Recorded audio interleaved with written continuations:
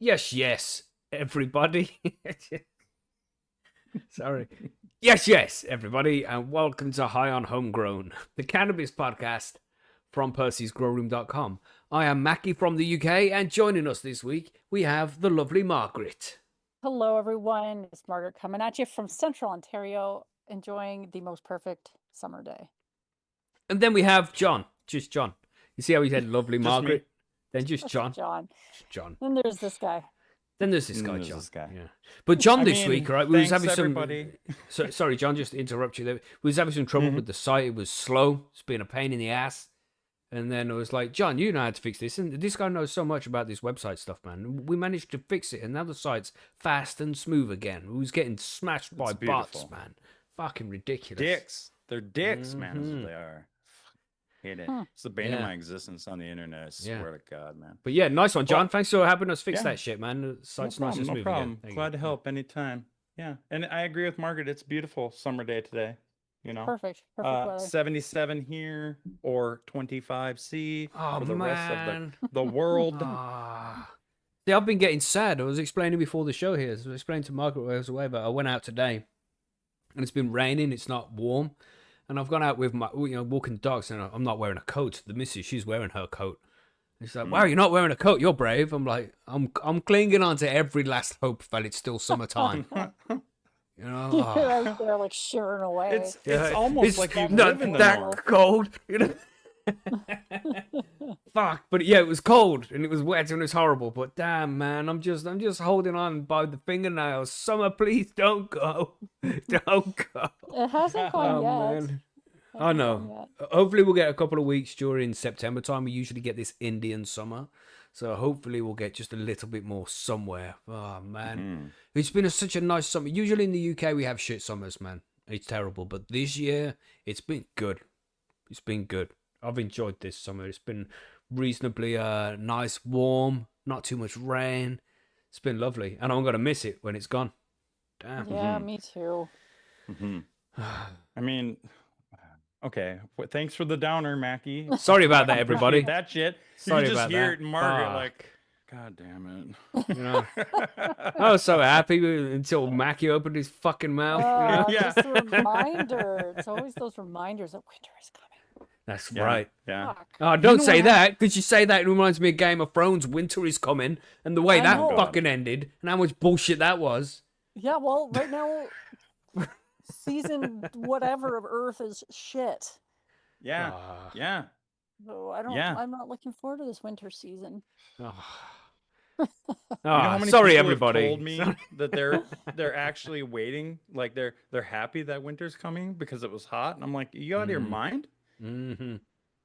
Oh, I'm each like, to their own. "Oh, Each to their own. Yeah, Damn it. yeah. Damn it.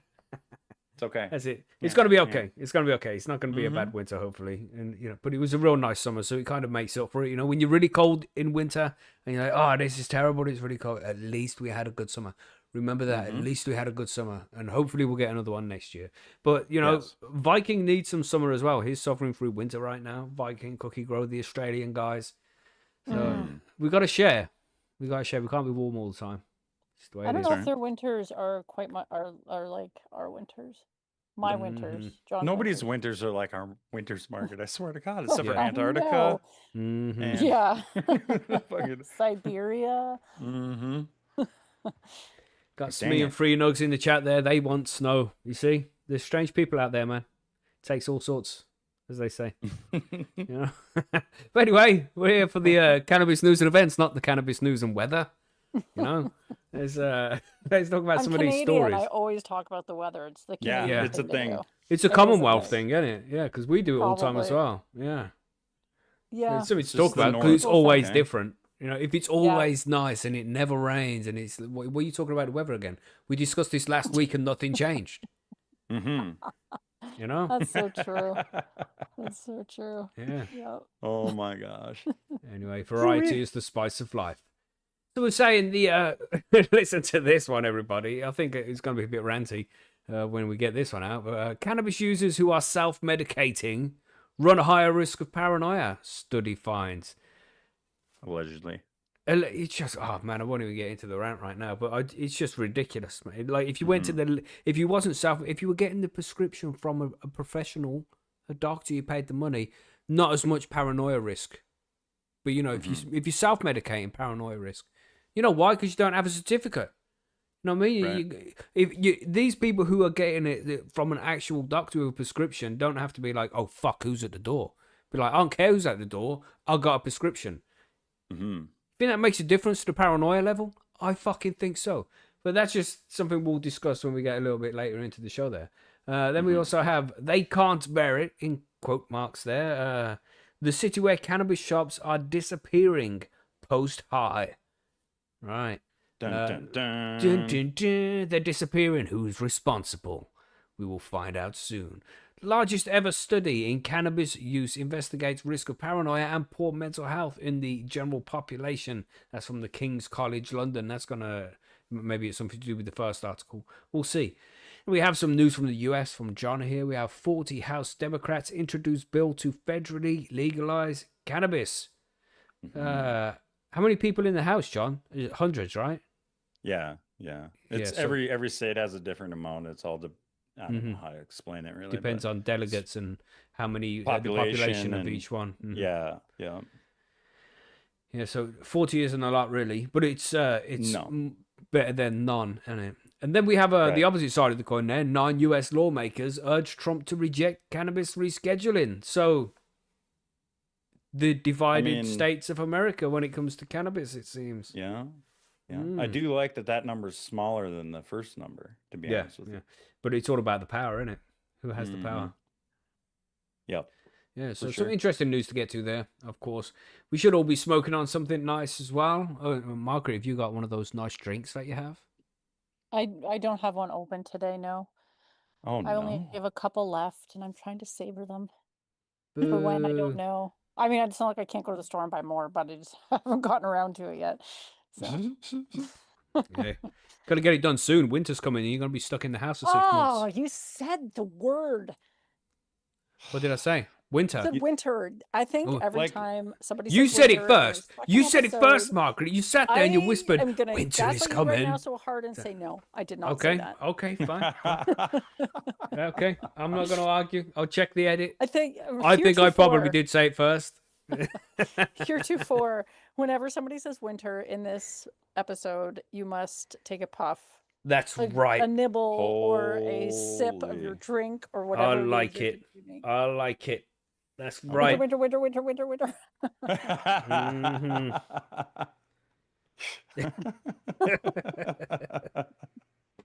I think there was a drinking game we used to do back in the day like that. Oh, probably. Oh, God. Anytime somebody says to me drinking game, I mean, I don't play No. them anymore, but it was a No, big no. thing back in the And day. I'm English, so we don't need to create games out of it. We just drink. That's That right. whole I guess. drinking game thing is yeah. a phenomena over there in the States, you need Shit. to turn it into a game. It depends on the state and the county. I'm going to tell you that right now. I believe that. The Yeah. drinking games of the various regions. Yeah. So what you got, John? What are you smoking on today? I busted out I still have a little jar of some Jack Herer. Nice. It's pretty tasty. I've been just holding on to it, right? Like I don't want it to be gone because I don't have I any know more that feeling. seeds. Oh man. Yeah. Oh, I should that's just the end order of the some line. more though. Yeah. Yep. But it's tasty. I did Very notice as well, tasty. last week's Cannabis News and Events, right? Because I went and edited the Grow Guides and it's all connected on the same file. I just moved some things around.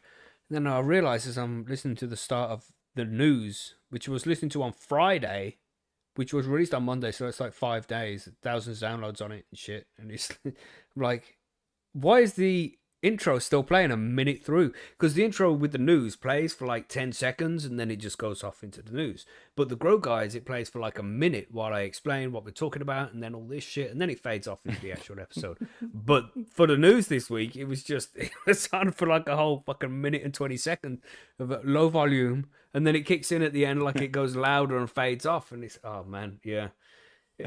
What can I say? Apologies, everybody. It was a tough weekend last week. That's right. And I didn't even realize till Friday, and I'm like,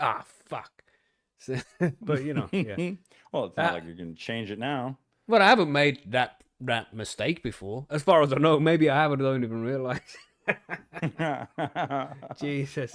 Yes, I did hit record. Thank you, Irish Grower. I did it like 15 minutes early just to make sure it was done. But yeah. With that, that's everything. I'm just smoking some. Well, I say smoking. I got some shit in the mitre here. Same old shit. But man, it's so nice. It's so delicious. It's so good.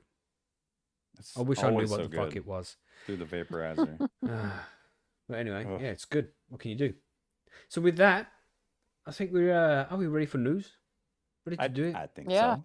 Yeah, we got lots to get through Right. today. That's right. Yeah. Smoke, everybody. You're gonna need it. Smoke. Winter. Winter.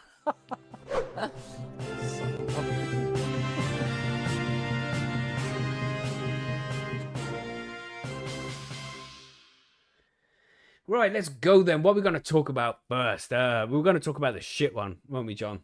That was going to be Yeah. on you with the U.S. lawmakers. Yeah, we'll kind of make people a little frown a little bit for this one. But we've talked about this a little bit before, and this one is brought to us by cannabisbusinesstimes.com.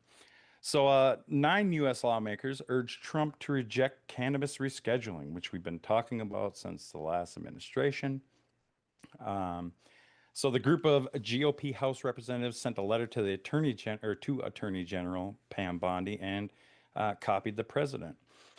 Under the advisement of the nation's top prohibitionist, 9 Republican U.S. House lawmakers sent the Trump administration a letter on August 28th urging the Department of Justice to kill a cannabis rescheduling proposal. The letter, spearheaded by Rep. Pete Sessions, he's from Texas, and orchestrated in part by Smart Approaches to Marijuana, or SAM, President and CEO Kevin Sabet, was addressed to Attorney General Pam Bondi and copied to President Donald Trump. The letter was sent as cannabis industry stakeholders await an anticipated announcement from Trump, who at an August 11th press conference said he would make a decision on a DOJ proposed rule to reclassify cannabis from Schedule 1 to Schedule 3 over the next few weeks. Former Attorney General Merrick Garland signed the proposal under the administration of President Joe Biden. We write to urge you to reject the Biden administration's corrupt and flawed recommendation to reclassify marijuana as a Schedule 3 drug, Sessions and his cohort wrote. Rescheduling marijuana would send a message to kids that marijuana is not harmful and allow big marijuana and foreign drug cartels to get billions per year in federal tax breaks. So why would the cartels get it, first of all? Mm-hmm. Like, okay. And Isn't it's like every if they're other big corporation getting giant federal tax breaks anyway? I mean, but here in the cannabis industry, it's just they don't get the breaks. You know what I mean? Mhm, Like mhm. they don't. Yeah. They just don't here. well, what And I that's, find that's what most of them are looking for. You know. what I find funny about the paragraph is would send a message to kids. You think kids give a shit what any of you government motherfuckers say? They No. sure as hell are not watching any of that shit on TV. You know what I mean? No. They don't. no. They don't. Anything the government says, they'll be like, "Oh, listen to this boomer freak over here. He don't know what the fuck he's talking about." But like the Biden's administration corrupt and flawed recommendation, where is it corrupt and how is it flawed? Citation needed. Right. Well, and they're just saying that in their mind, that's what it is, right? Because that's how they think, is that this is just a terrible drug, you know? And no, they can't do that. Yeah. So I don't know. It's you're always going to have these people regardless of what side it's going to be, you know. Mm-hmm. But Yeah. but I feel like the main thing for this, like you were saying about the kids and stuff, is like, so are you telling us that the 40 states in the country that use medical cannabis, like you're telling them that that's bad Yeah. too? Like They're all lying. what are we doing here? Because cannabis Yeah. isn't medical, right? Because it's Schedule Right. 1. No medical use and high risk of abuse. Right. Like, Right. really? So 40 states are wrong, Mhm. apparently. You know what I mean? It's so crazy. Yeah, Yeah. it's madness, man. it is. It It's is. just So, saying too that rescheduling is going to give all kinds of federal tax breaks to big marijuana and foreign drug cartels. Like where does that happen? Source, citation yeah, needed. Yes. yeah. And and the big I pharma mean, companies, they are cartels anyway, just under a yeah, different name. yeah. Right. Yeah. Legally, you know what I mean? They're Yeah. Allegedly. legal cartels. Allegedly. You should probably say Allegedly, allegedly. yeah, allegedly. Allegedly, yes. Yeah, yeah. Let's maybe continue on, see what else I got to say here. Moving cannabis to Schedule 3 under the Controlled Substance Act would end the punitive Section 280E tax barrier of the Internal Revenue Code for state-sanctioned cannabis businesses, allowing them to deduct their ordinary business expenses such as payroll, rent, utilities, like any other traditional American company, which I wish they'd really stop saying big companies, right? Because there are a lot of small shops that are trying to do business too that also don't get these breaks, right? Mm-hmm, And it Mhm. probably makes even a bigger difference to them if this were to be implemented, mm-hmm. right? So, anyway, sorry.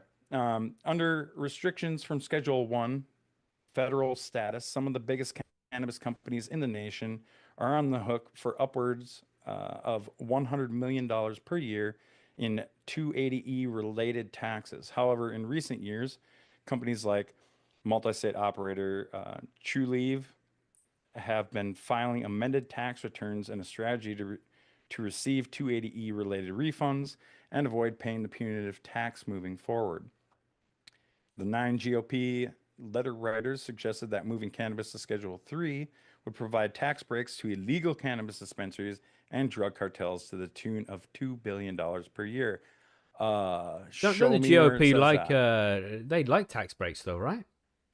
Yeah, You'd but think so. apparently not when it comes to this and Mm. cartels. I mean, that doesn't even make any sense. So you're telling me that Mhm. cartels come here and do stuff and they're paying taxes, and now we're Yeah. going to give them a tax break? Is that what you're True telling me story, right now? John. True story. Don't be asking questions about government now. You'll get us in trouble. Holy. That's right. Anyway. Follow that narrative. Drugs are bad. Right. Yep. So, tax code section 280E prevents drug traffickers who are selling Schedule 1 or 2 narcotics from expensing business deductions and getting tax credits, they wrote.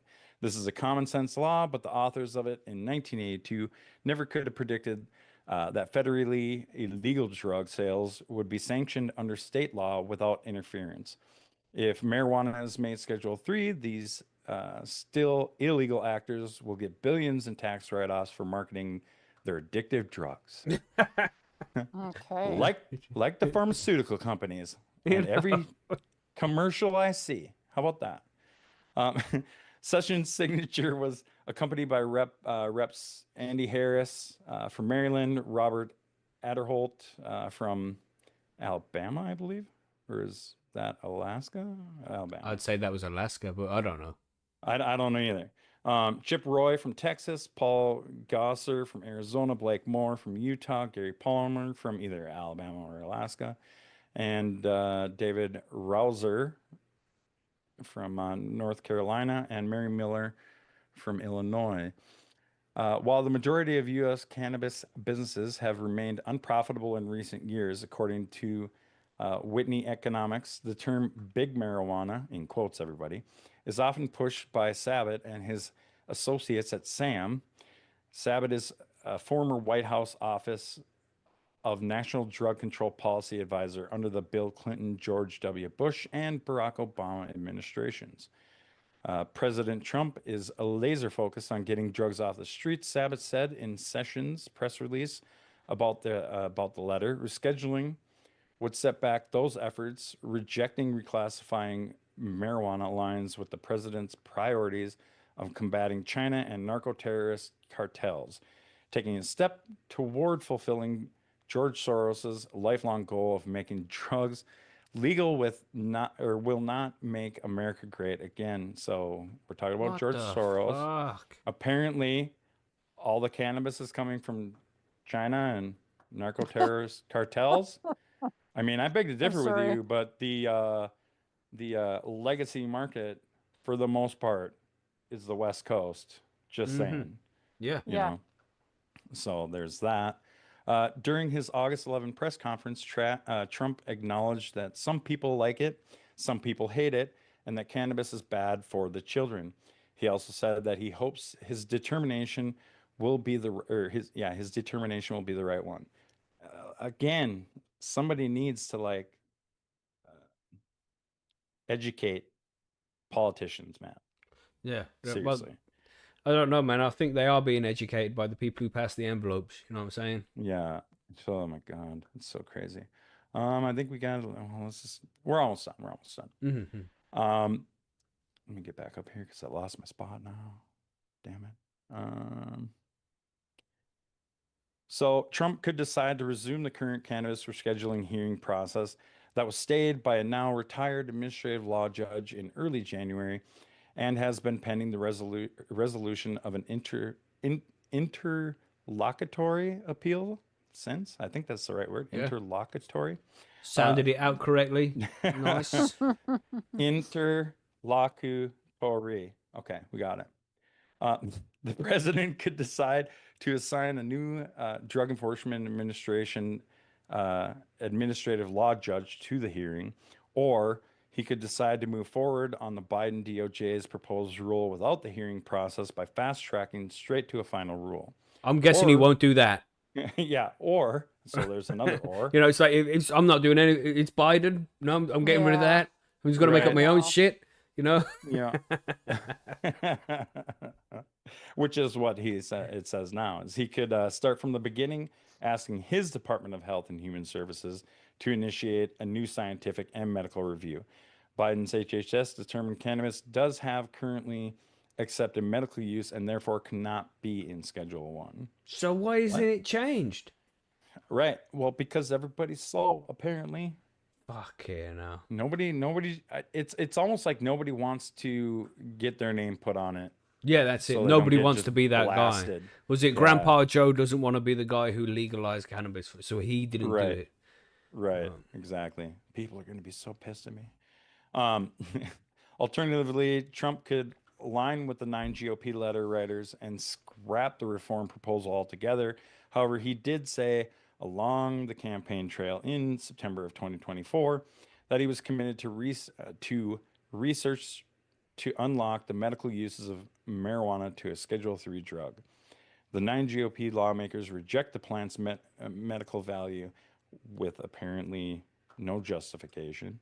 Marijuana supporters argue that marijuana has no business being in the same drug schedule as heroin, but their argument relies on a misunderstanding of the drug scheduling system, they wrote. Drug scheduling is not a harm index. Instead, drug scheduling weighs both potential for abuse and the accepted medical value of a specific drug. Marijuana, while different than heroin, still has the potential for abuse and has no scientifically proven medical value. Bullshit. Therefore, rescheduling marijuana would not only be objectively wrong, but it would also imply to our children that marijuana is safe. That couldn't be further from the Jesus. truth. Holy. It's ridiculous. I told isn't you it? guys this was going to make you guys mad. Okay, I'm sorry, chat. Like, seriously. All right. The 9 Republicans pointed to the National Institute on Drug Abuse and news reports they believe back their positions, including their claim that cannabis has a 30% addiction rate and that 30% of schizophrenia cases in young men could have been prevented without cannabis use. Wow. Wow. Didn't The we kind of talk cheeky about this a little fuckers. bit too, though? Another article that talked about this? Probably. The Yeah, I'm schizophrenia sure we thing? have. It's like there's no scientific studies to back it up, but they keep Yeah. going on about it. Yeah. Ridiculous. It's so stupid. They also pointed out that cannabis use has outpaced alcohol use in recent years, as the Associated Press reported in 2022. That's a positive thing, is it not? I don't You know. would think. I don't know. I'm still because kind of triggered from the alcohol- schizophrenia lie. Yeah. Just calm down, buddy. We're almost through it. And the letter writers also indicated that state level legalization in states like Maine, adult use and medical, and Oklahoma medical only, has led to farms being run by Chinese drug cartels that commit crimes and make billions. How? It's not How, John? I don't understand. How? I mean, so it's legal, but you've still got Chinese cartels coming over and growing shit. I guess I mean it's legal, but what is their definition of Chinese drug cartels? Yeah, no, I because mean, obviously if they're then surely they're legal growers, right? well, I would assume so, but I'm not saying that it isn't happening, right? But they're making it sound like that's the Jesus. only thing happening. It's so mental, man. Do you not have Albanians like everybody else? No. Apparently, we just got the Chinese that are doing it. You know, And make billions while they're at it too. yeah, and they make make billions of Billions of one. Billions and billions. A billion yuan. Sorry. 2 more paragraphs. Let's finish this out so everybody can not be upset anymore. It's not just foreign cartels, but state legal marijuana farms that employ illegal migrants and unaccompanied minors, like Glass House. Oh, go figure they bring that one up.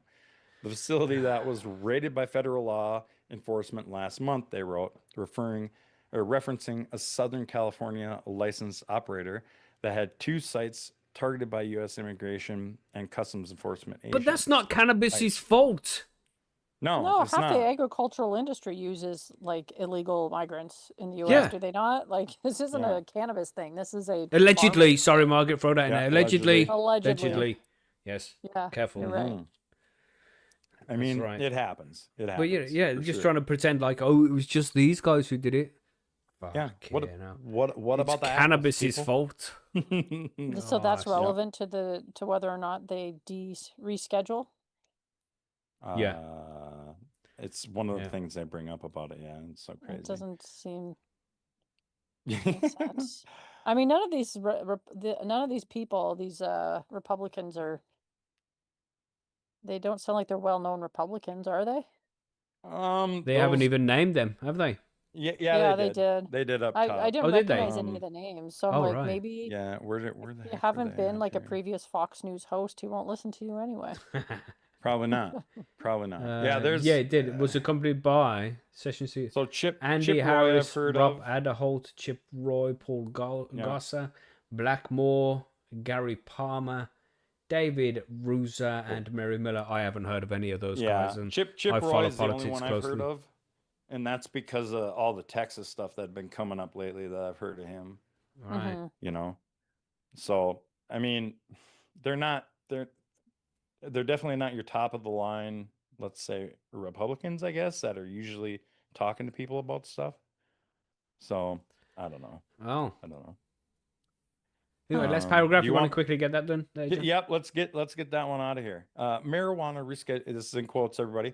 Marijuana rescheduling will enable criminal activity and harm our kids. The Oh, representatives God. wrote. Fuck We yeah, don't. no. We don't want the smell of marijuana. Forget about the last flooding every paragraph, John. public space. It's- I was like, I thought you had to read it on purpose when I skimmed I it. know. I know. Oh, little rage bait right here. I know.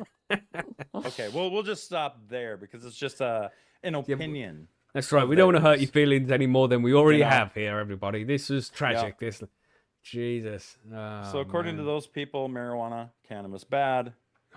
No, read it. So I'm going. there's Read it, John. This is ridiculous. You want me to read the whole thing? We don't want Okay. the smell of marijuana flooding every public space. We don't want our kids being enticed by deceptive marijuana marketing. And we don't want even more drugs flooding our streets. What the fuck? Yeah. Oh, Yeah. man. And then they bring up the science, follow the science. Like, Oh, yeah. I've heard that before. I want to not stab get my into ears that. out. Fuck yeah. It's so annoying too that they gotta like send this letter, and the guy who's probably making the choice on this is a guy who's done a ton of drugs. Mm-hmm. He's just never. I don't know if he doesn't look like he's ever smoked any weed though. Well, who's that? I mean, Trump. Trump is allegedly drug free his whole life. Drugs Yeah. and alcohol, Really? doesn't smoke and all that. Yeah, it's amazing. allegedly. Yeah. According to who? Who's him? Well, he him, doesn't lie. People What's around wrong with him. I I mean, smell if bullshit. he said that, Part of the deal. Yeah. you know, nobody's come out and said the opposite, right? Which you would assume Well, it was his somebody doesn't brother. like him. His His seeing brother him was drink a his brother was a big alcoholic and died because of alcohol abuse. beer. Was he Fred? Was it Fred Trump or something? I'm not sure. And he told him, "Don't do drugs, kid," because he was considerably younger. And then he just Yeah. never did any drugs or drank because of what it did to his brother. So he Allegedly. was sober on Epstein's Island. Like, come Yep. on. Jesus, Margaret Don't- flags. Ah, I'm sorry, but I Holy don't believe Margaret. that Ah. for a second. they just didn't do drink and drugs. Does what's that? That's that shit there. They adrenochrome. Does that count as a drug? I don't What is maybe. even that? What is it? Adrenochrome? You might call it something different.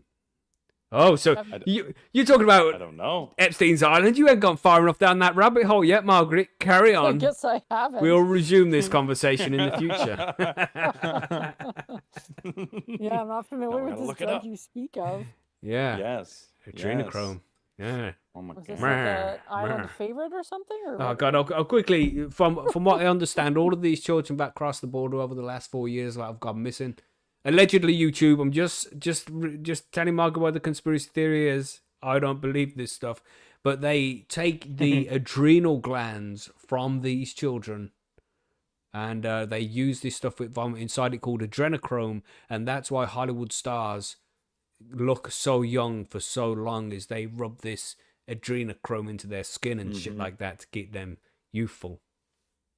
Wow, So, that is a real leap down the rabbit hole. Yep. Yep. I haven't Catch followed up, I that have Margaret. heard that before. Catch and up. There's only a million movies about this, basically. It seems You like know. it's a true story. Allegedly. Allegedly. Allegedly to YouTube. Sorry, YouTube. Fuck. Gotta be careful with them flags, man. But yeah, interesting conspiracy theory. But Yep. that's not this show. Let's go back to cannabis. So what we're saying now, Margaret. You want to talk about this largest ever study into cannabis? You want to talk about that one? Yeah.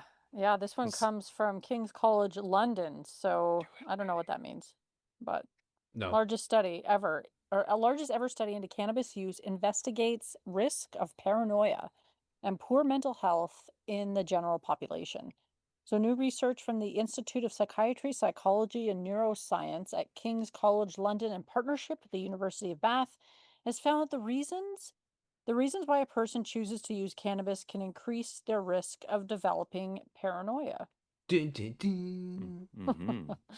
The use and potency of cannabis is increasing worldwide, and dependence and cannabis-induced psychosis are also greatly increasing as a result, especially in North America. Two new research papers, both using data from Cannabis and Me, the largest survey of its kind, have identified key risk factors associated with the more severe forms of paranoia in cannabis users. The first study, published today in BMJ Mental Health, explored the relationship between why people first started using cannabis and how this affected their subsequent use. I just need to go back to that sentence there. Have Yeah. identified key risk factors associated with more severe forms of paranoia in cannabis users. Again, if it's not illegal, if you don't think you're going to be arrested because somebody can fucking smell it, then you're not going to be paranoid, are you? Right. That might help, yeah. It's like if alcohol was illegal, people would be paranoid that people might smell it on their breath. They were. Yeah. They when were. it was During illegal. Prohibition, man. Mhm. Like, So it's The same thing ridiculous to happened. say that cannabis makes you paranoid. When I reckon if you did the studies between places where it's still prohibited versus places where it's been legal for a while, like California, you'd be like, "Oh, does weed make you paranoid?" It's like, no, not that much. mhm. There's a big difference just because of the legal situation that you're in. I think.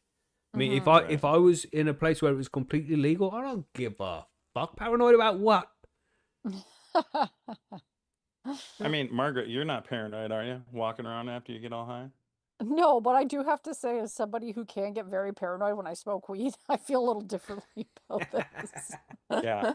But that's all on how much you did take. right? No, but the thing is, not a I don't Yeah. know. I don't know because I've never been in a position where, well, I suppose I've been on holidays and consumed cannabis in legal places. Jet to But holiday. oh no, Margaret, no! Fuck! Sorry, Oh I my had to God, ask. man! How did this Oh. happen? We live in a simulation for real. The amount of times I hear this Jet 2 holiday shit every day is unfucking believable.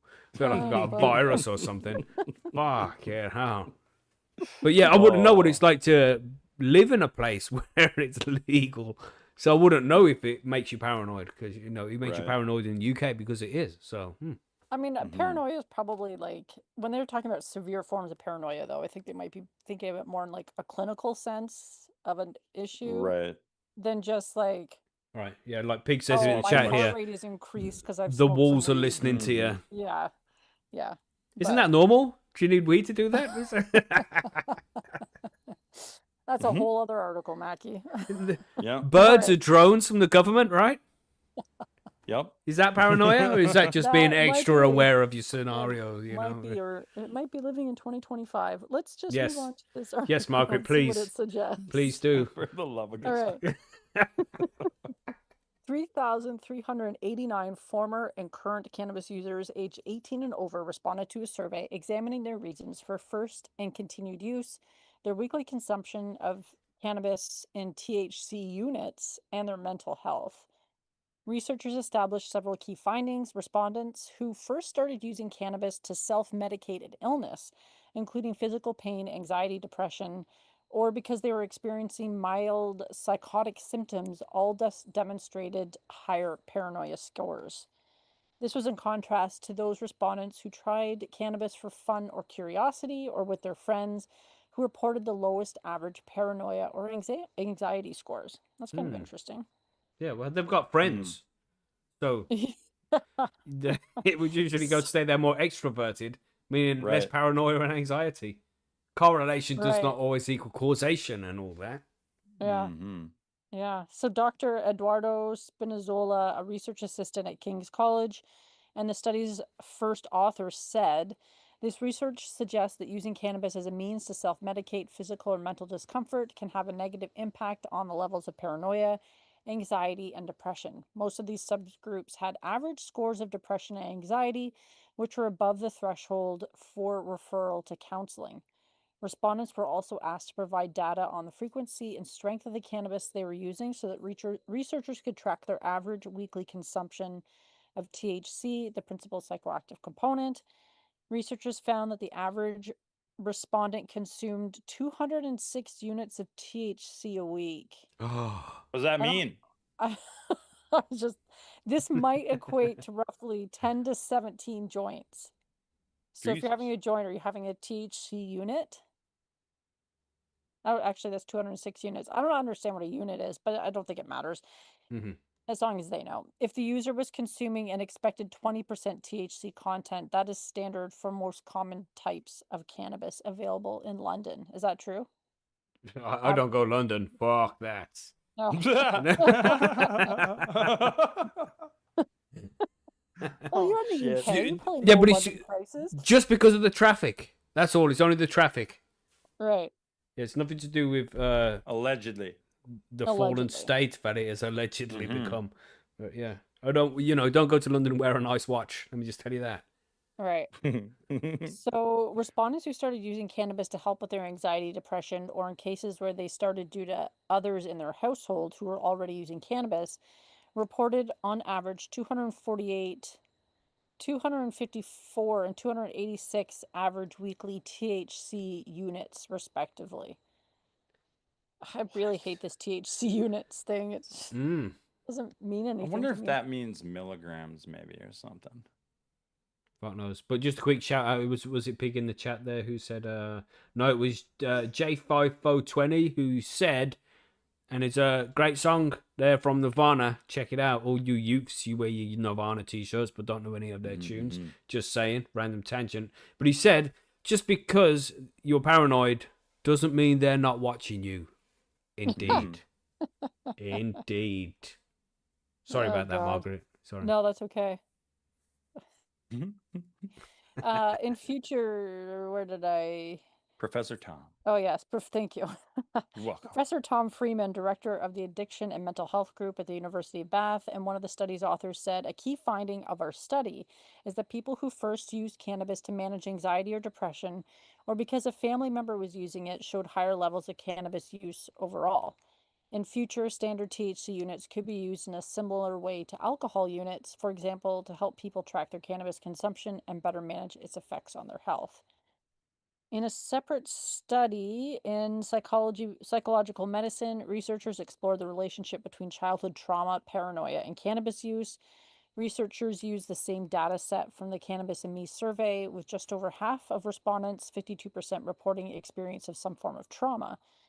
Analysis established that respondents who had been exposed to trauma as children reported higher average levels of paranoia compared to those who hadn't, with physical and emotional abuse emerging as the stronger predictors.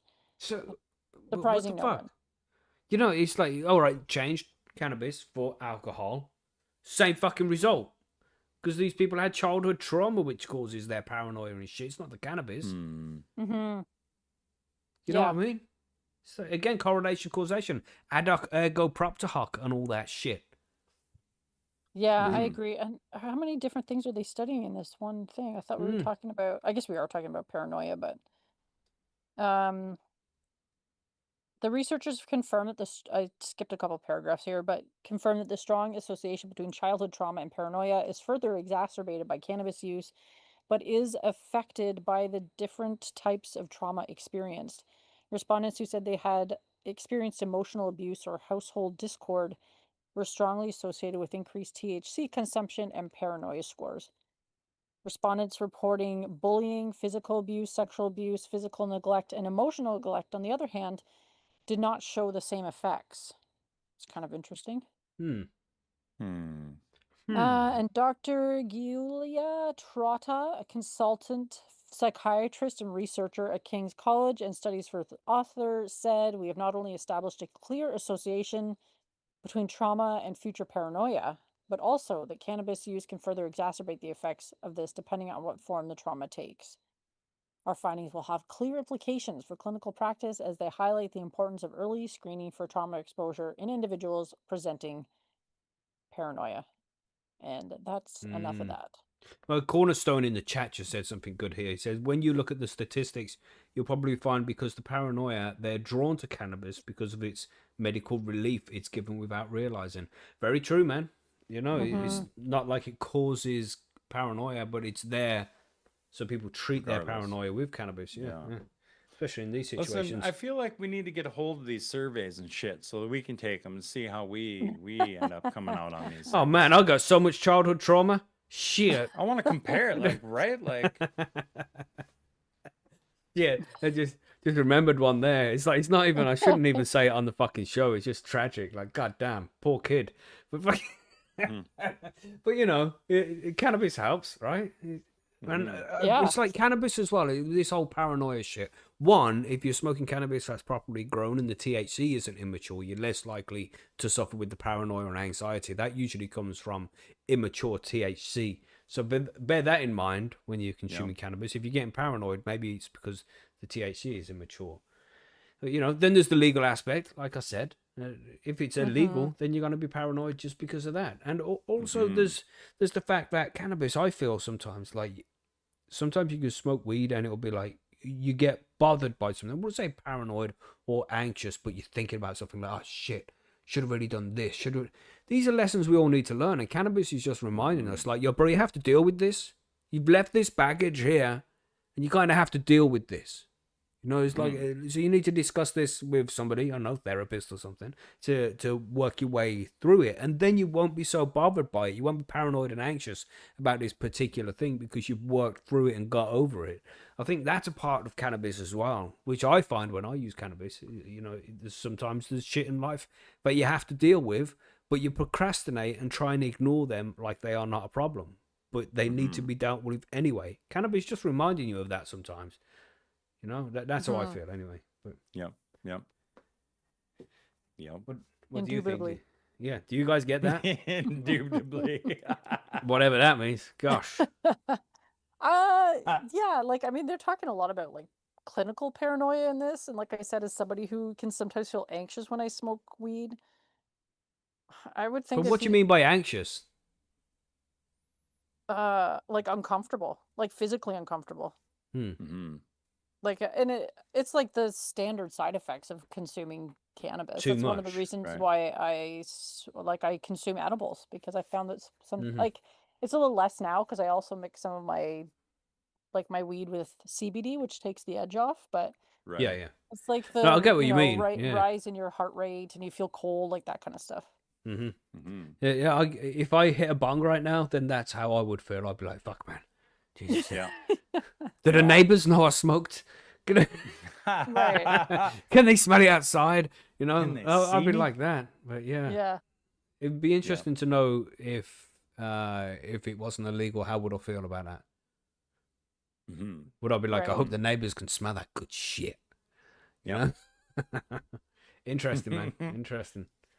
But decent study, it seems. I don't know. At least they're doing studies. You can say Yeah. that, right? Yeah. But It this is one kind of. interesting. Sorry, Yeah. Margaret. I was just saying, it is kind of interesting that they're looking at like the different types of trauma that can lead to, I guess, paranoia when you're smoking cannabis or whatever that connection was. Mm-hmm, Yeah, but it can happen with anything. Alcohol, Yeah. especially, man. Yeah. Alcohol brings out all that shit. Yeah. Oh yeah. Yeah, true. Like, You In the know, when people sloppiest get way out, really usually. drunk and they Oh, start yeah. getting aggressive and shit Yeah. like that, that's trauma coming up because Yep. of alcohol. Where's the fucking studies? mm-hmm. You know what I mean? Fuckers. Dicks. But anyway, yeah, Sorry. dicks. Do study properly. Gosh. We have this one here from theguardian.com. Cannabis users who are self-medicating run higher risk of paranoia, study finds. And this kind of links into the last article here. Those who take drug... Wow, that's what it says. Do you see that on the screen, everybody? I'm not reading that incorrectly. This Yeah, is the yeah. Guardian, right? So you just can't trust newspapers nowadays. There is no quality control. This is fucking ridiculous. It's in the first sentence, man. Sorry. Those who take drug because of pain, anxiety, or depression found to be more likely to develop paranoia than recreational smokers.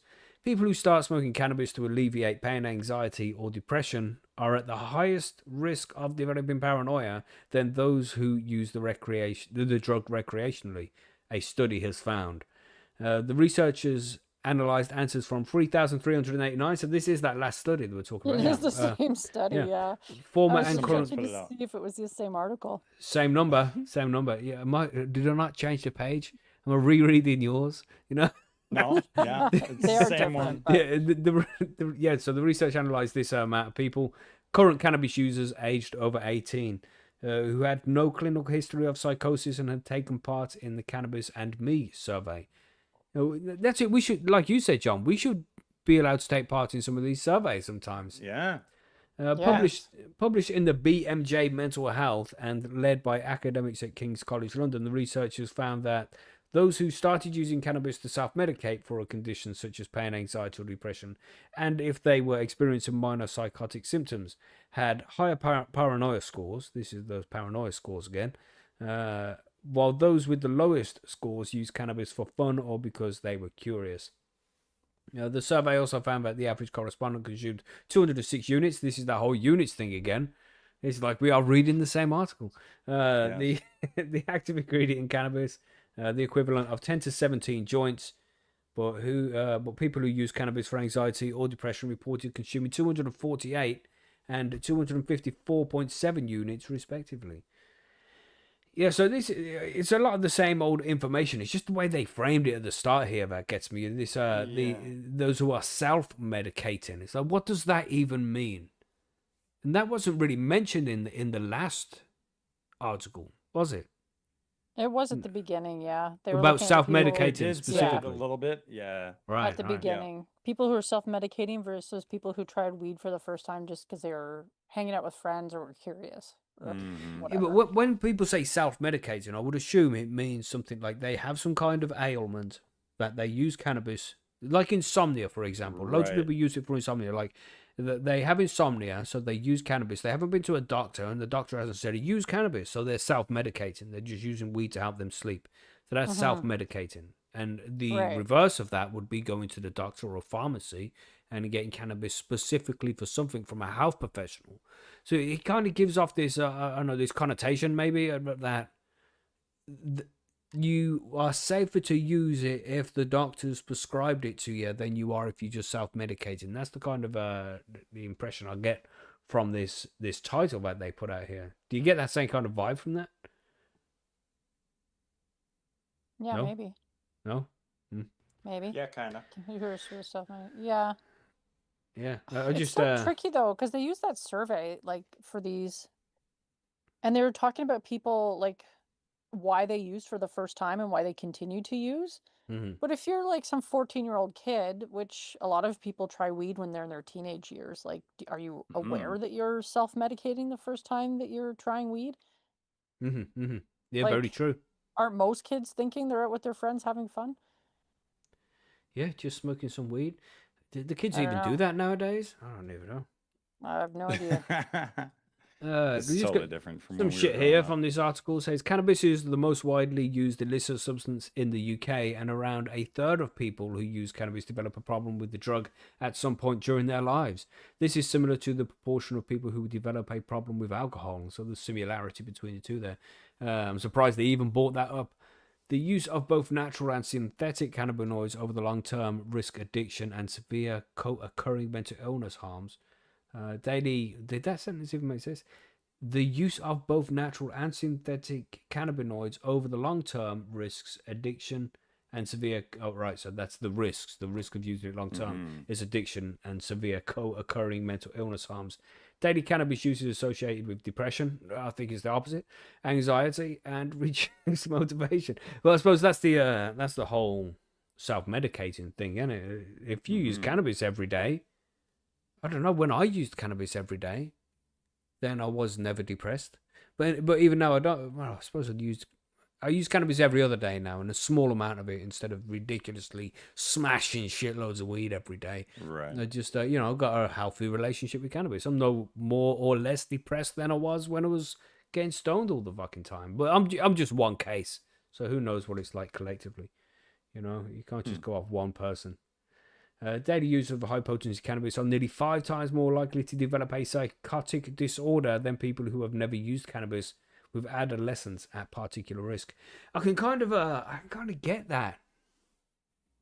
It's you see these teenagers and shit. They start smoking far too much weed too young, and then they can't get any weed on a particular day, and they start freaking out at their mom and shit. I need £10 to go get some weed. Freaking, that happens, man. We can't ignore the fact that that does. And I don't know. I think my brother still even gets like that, and he's not a teenager. I'll tell you that, but he still freaks out when he's got no weed. Right.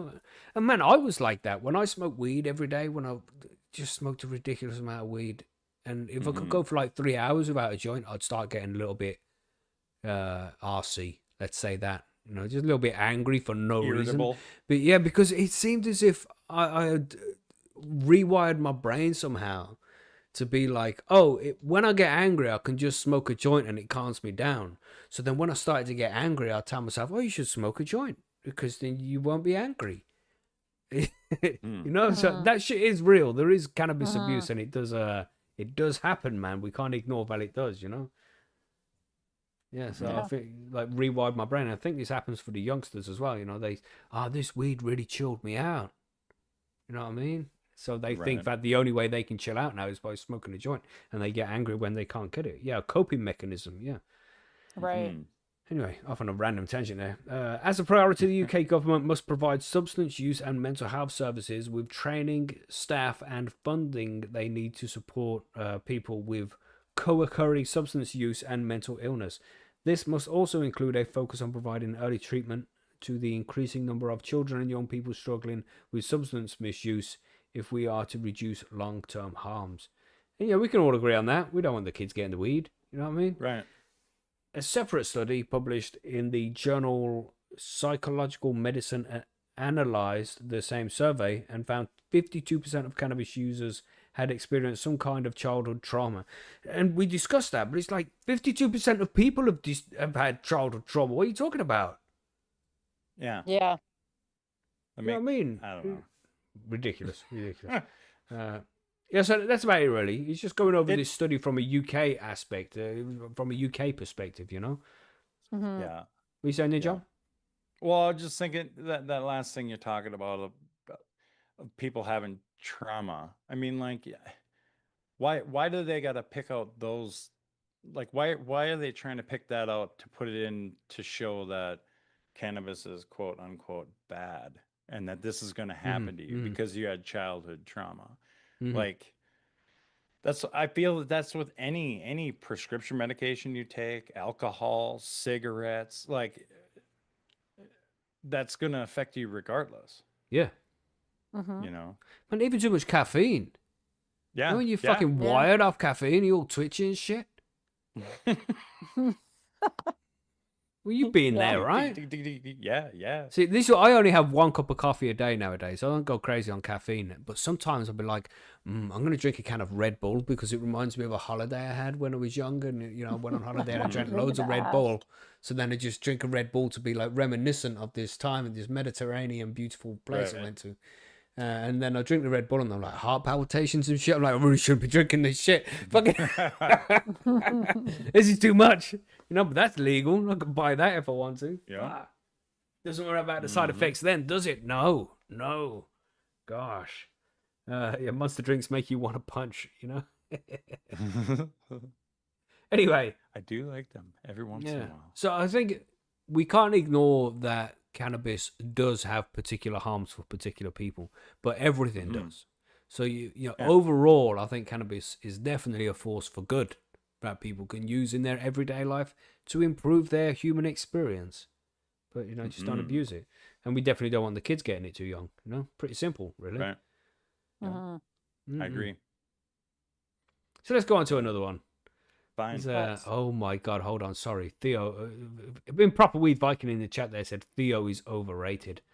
Holy. Bro, if I was near the YouTube, yeah, I'll ban you for Theo saying shit Von. like that. Theo Von. Oh, Theo. I don't know. Maybe he is. We're going to have to continue this discussion in the smoke break, but yeah, we're going to have this chat. What are you saying, John? What are you saying about these House Democrats? Yeah, let's get on hopefully to a little bit more happy about legalizing in the U.S. So 40 House Democrats introduced a bill to federally legalize cannabis. The MORE Act would deschedule and decriminalize cannabis, initiate expungements, and support those disproportionately impacted by prohibition. Whew, that was a lot right there.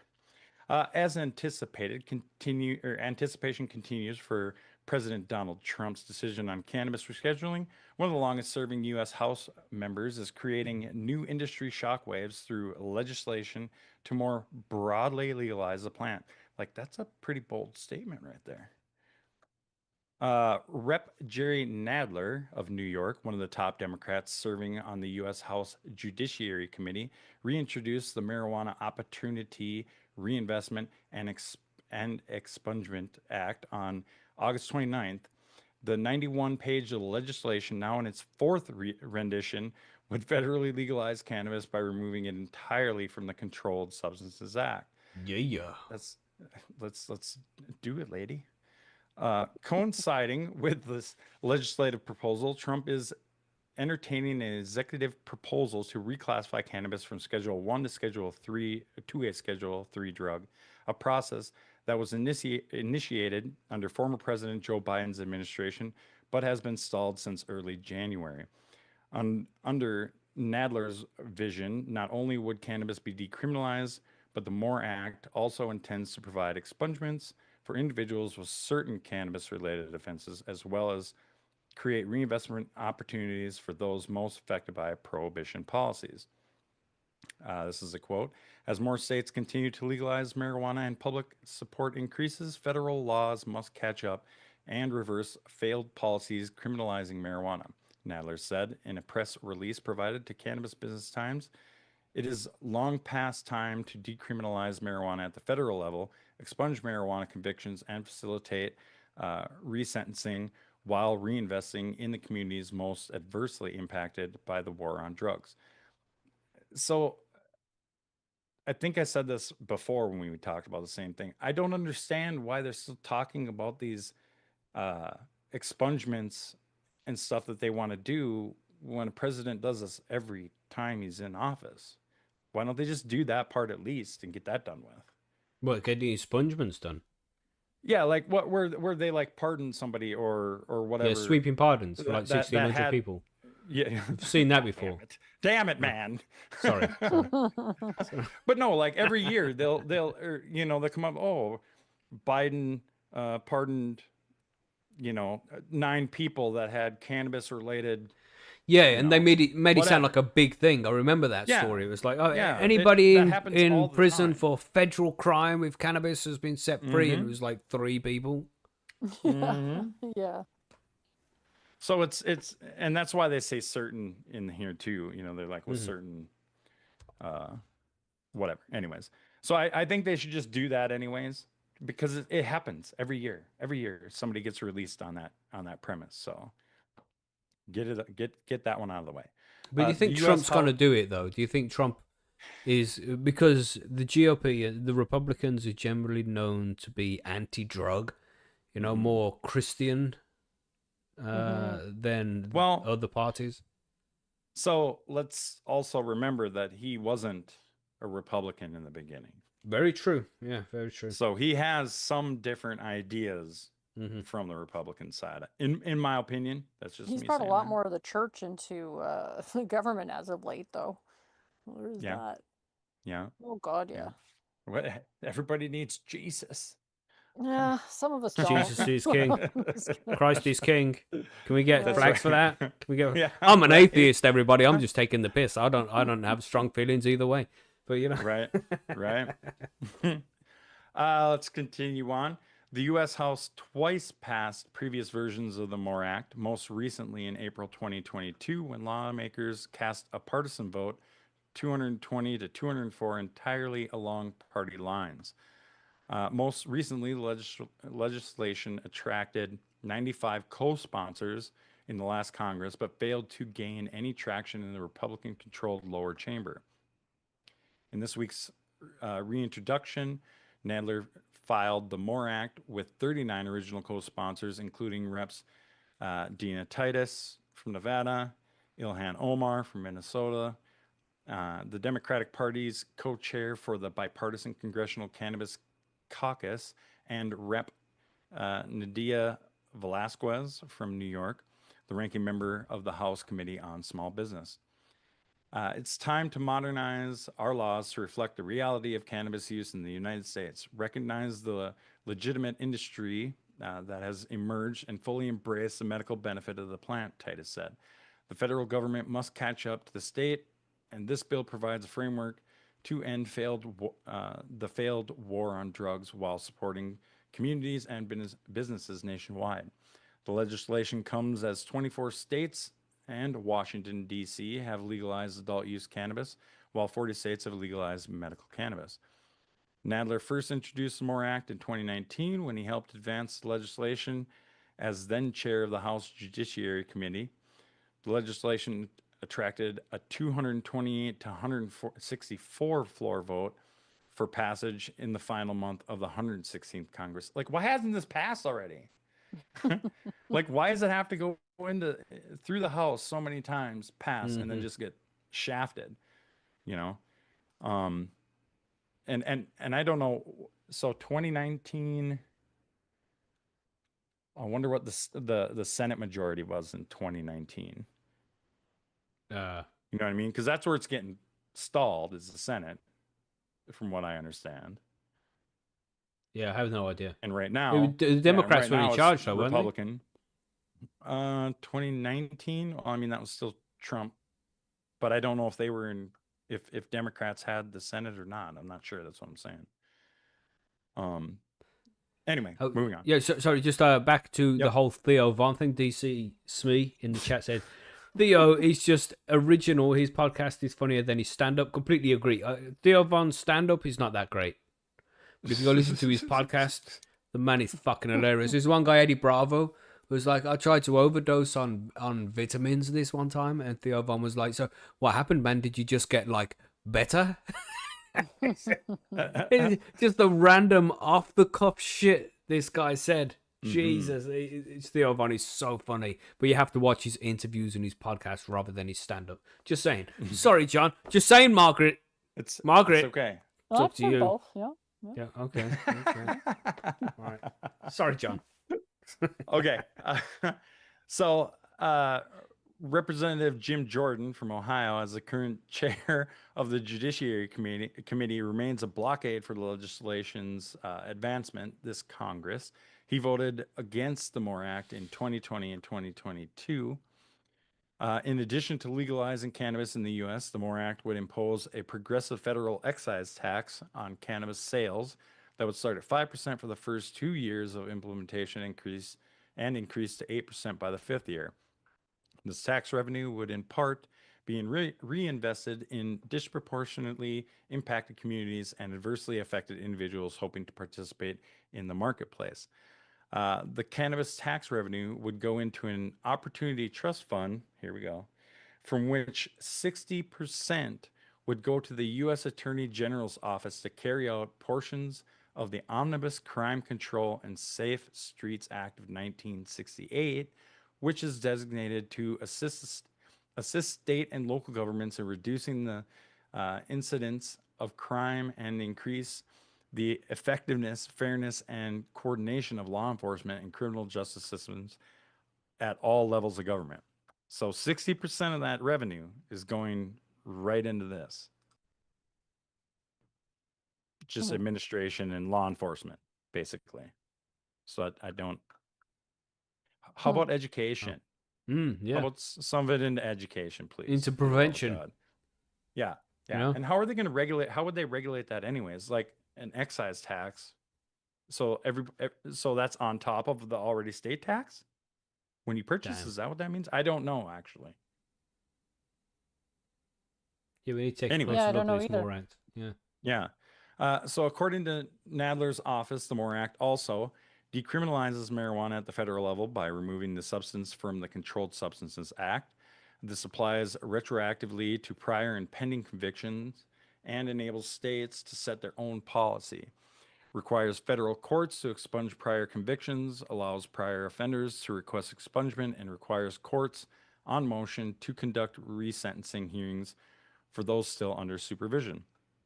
It also authorizes the assessment of a 5% sales tax on marijuana and marijuana products to create an opportunity trust fund, which includes 3 grant programs. The Community Reinvestment Grant Program provides services to the individuals most adversely impacted by the war on drugs, including job training, reentry services, legal aid, literacy programs, youth recreation, mentoring, and substance use treatment.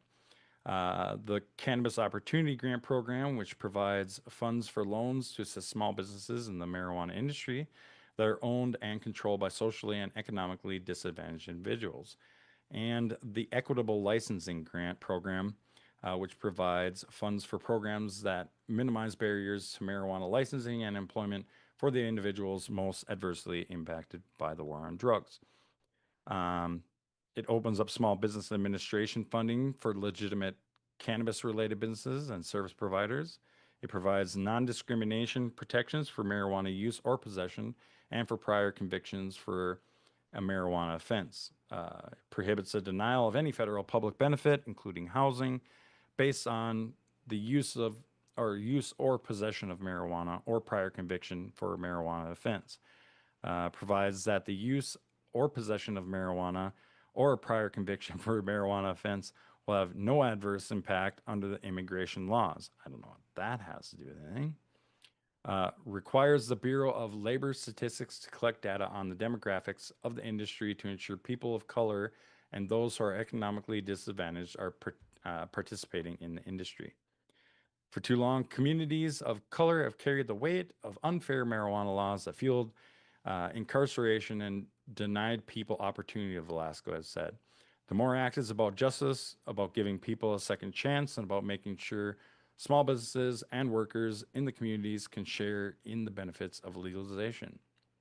The legalization or the legislation is supported by a broad coalition of civil rights, criminal justice, drug policy, and immigration groups, including the Leadership Conference on Civil and Human Rights, Drug Policy Alliance, NORML, Better Organizing to Win Legalization, Minorities for Medical Marijuana, the Center for American Progress, and Students for Sensible Drug Policy, among others.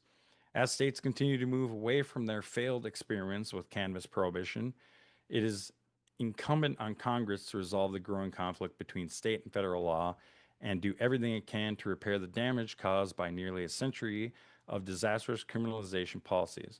NORML Political Director Morgan Fox said, "This legislation embodies the wishes of more than 2/3 of the American public and will create a federal cannabis framework that respects states' rights and is focused on science, pragmatism, and justice."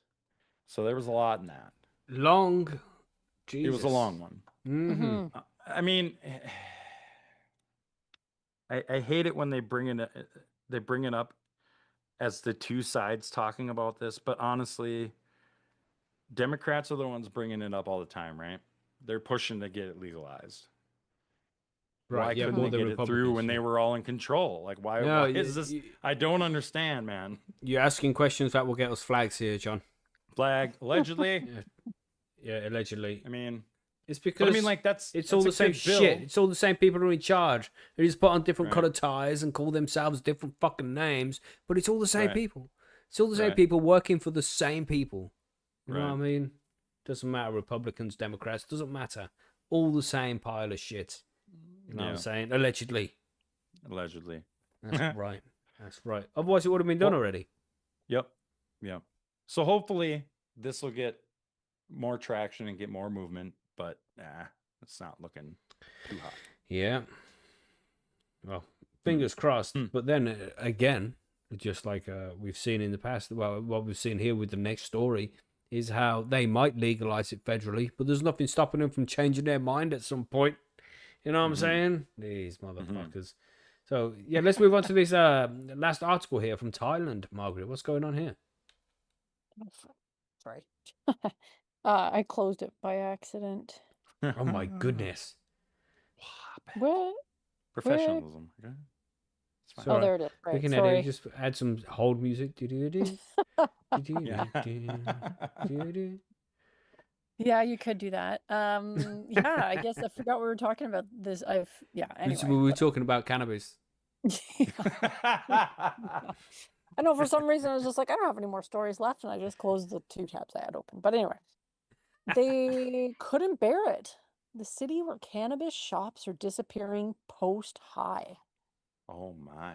More than 18,000 dispensaries that opened after Thailand decriminalized cannabis in 2022 are now facing imminent shutdown after the government's policy reversal. That's crazy. That's a lot.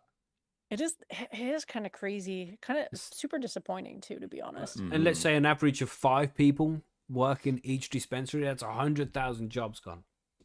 Yeah, that's crazy. So for 3 years, downtown Bangkok has had a green glow. Neon cannabis leaves light up practically every corner, an inescapable marker of what quickly ballooned into $1 billion industry. More than 18,000 recreational cannabis shops sprang up seemingly out of nowhere when Thailand became the first Asian nation to decriminalize in 2022.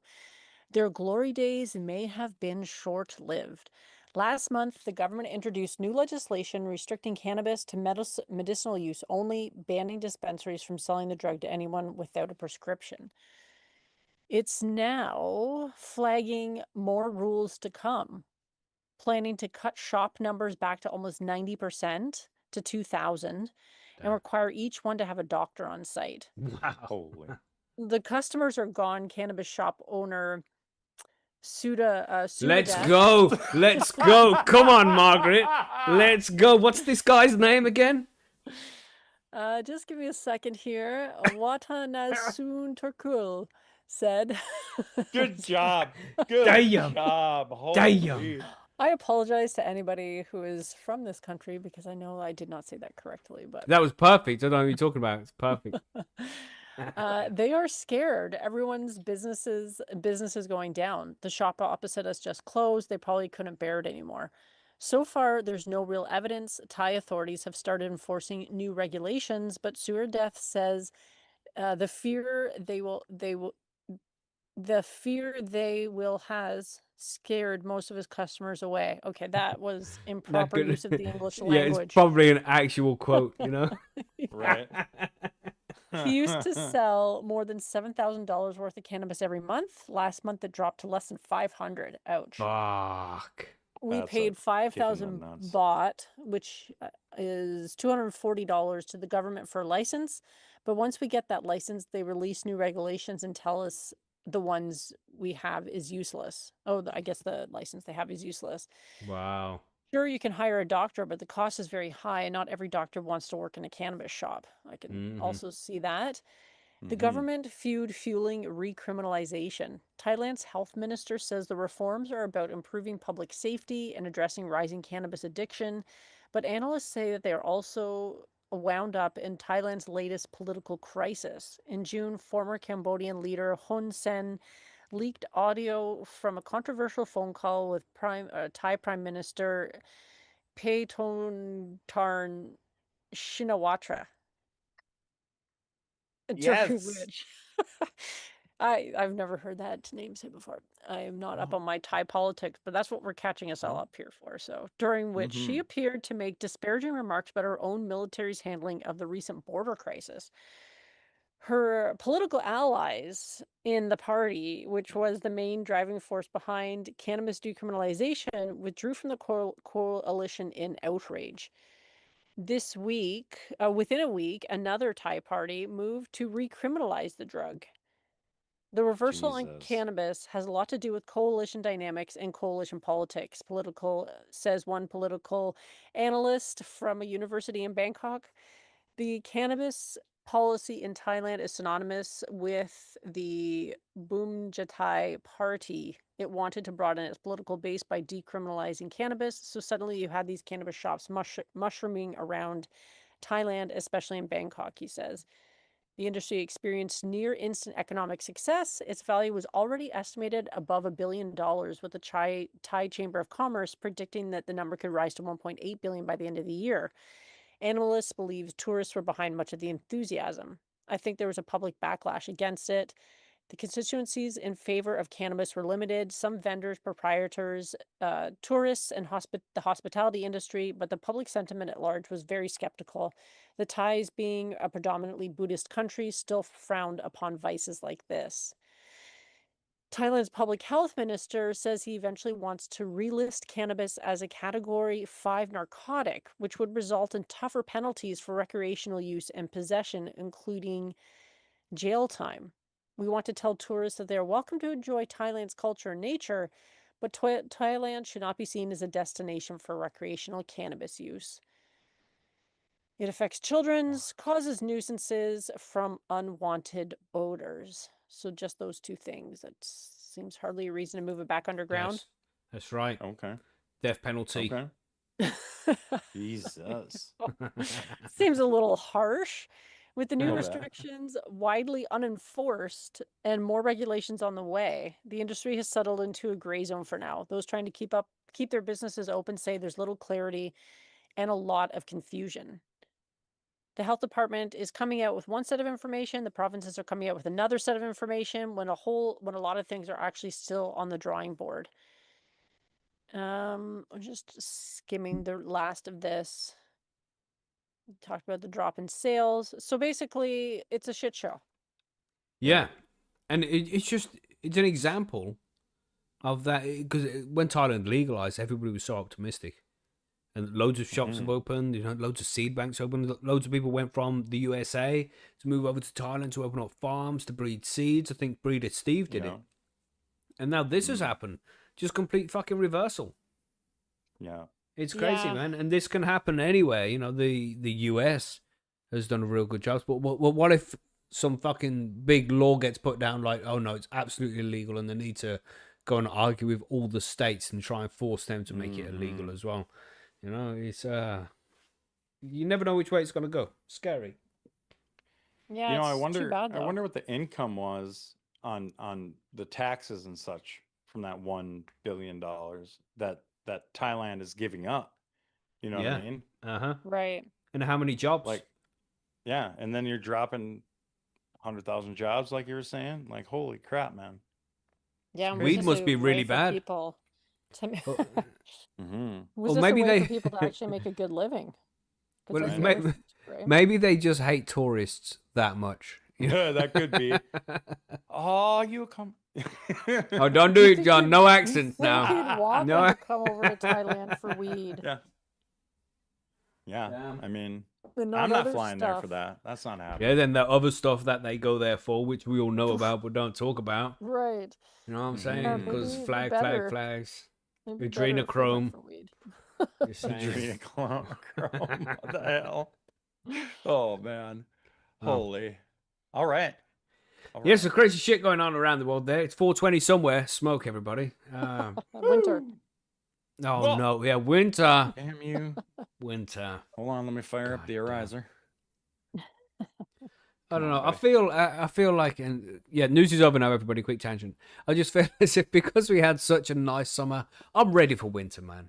I'm okay with it. hell I'm up, okay with it. It's not Who going to be that says bad. that and means it for real. Well, Who I've says got. that they're looking forward to winter. Look, if I leave the house, I'm in my car. Right, Yeah. my car's got heating and heated seats.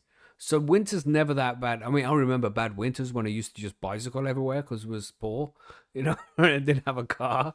But now I have a car with heating and heated seats. Listen, Different story, man. dude, the problem is you've never had a northern winter. Yeah, maybe that's Because it. the cringe that we go through of going, okay, I got to put my coat on. The car is running, but Yeah, then and, 30 like, feet let's you not got to go forget. to in a blizzard.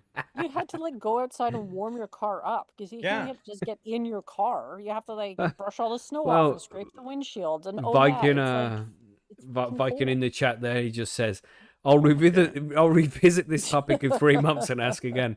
Yeah, for sure. You watch in 3 months and be like, I'm fucking sick of this cold. My fingers. Yeah. Very true, Viking. But don't think that I missed your fucking Jet 2 holiday comment there, bro. I did see that earlier missed too. Yeah. So No. that's all the news. We don't have much forum news. Other than, again, thank you, John, for helping us sort out that bullshit, man. It starts Not a running nice and problem. smooth now.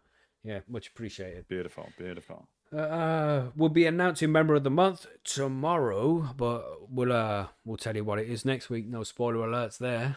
You know what I'm saying? Oh, man.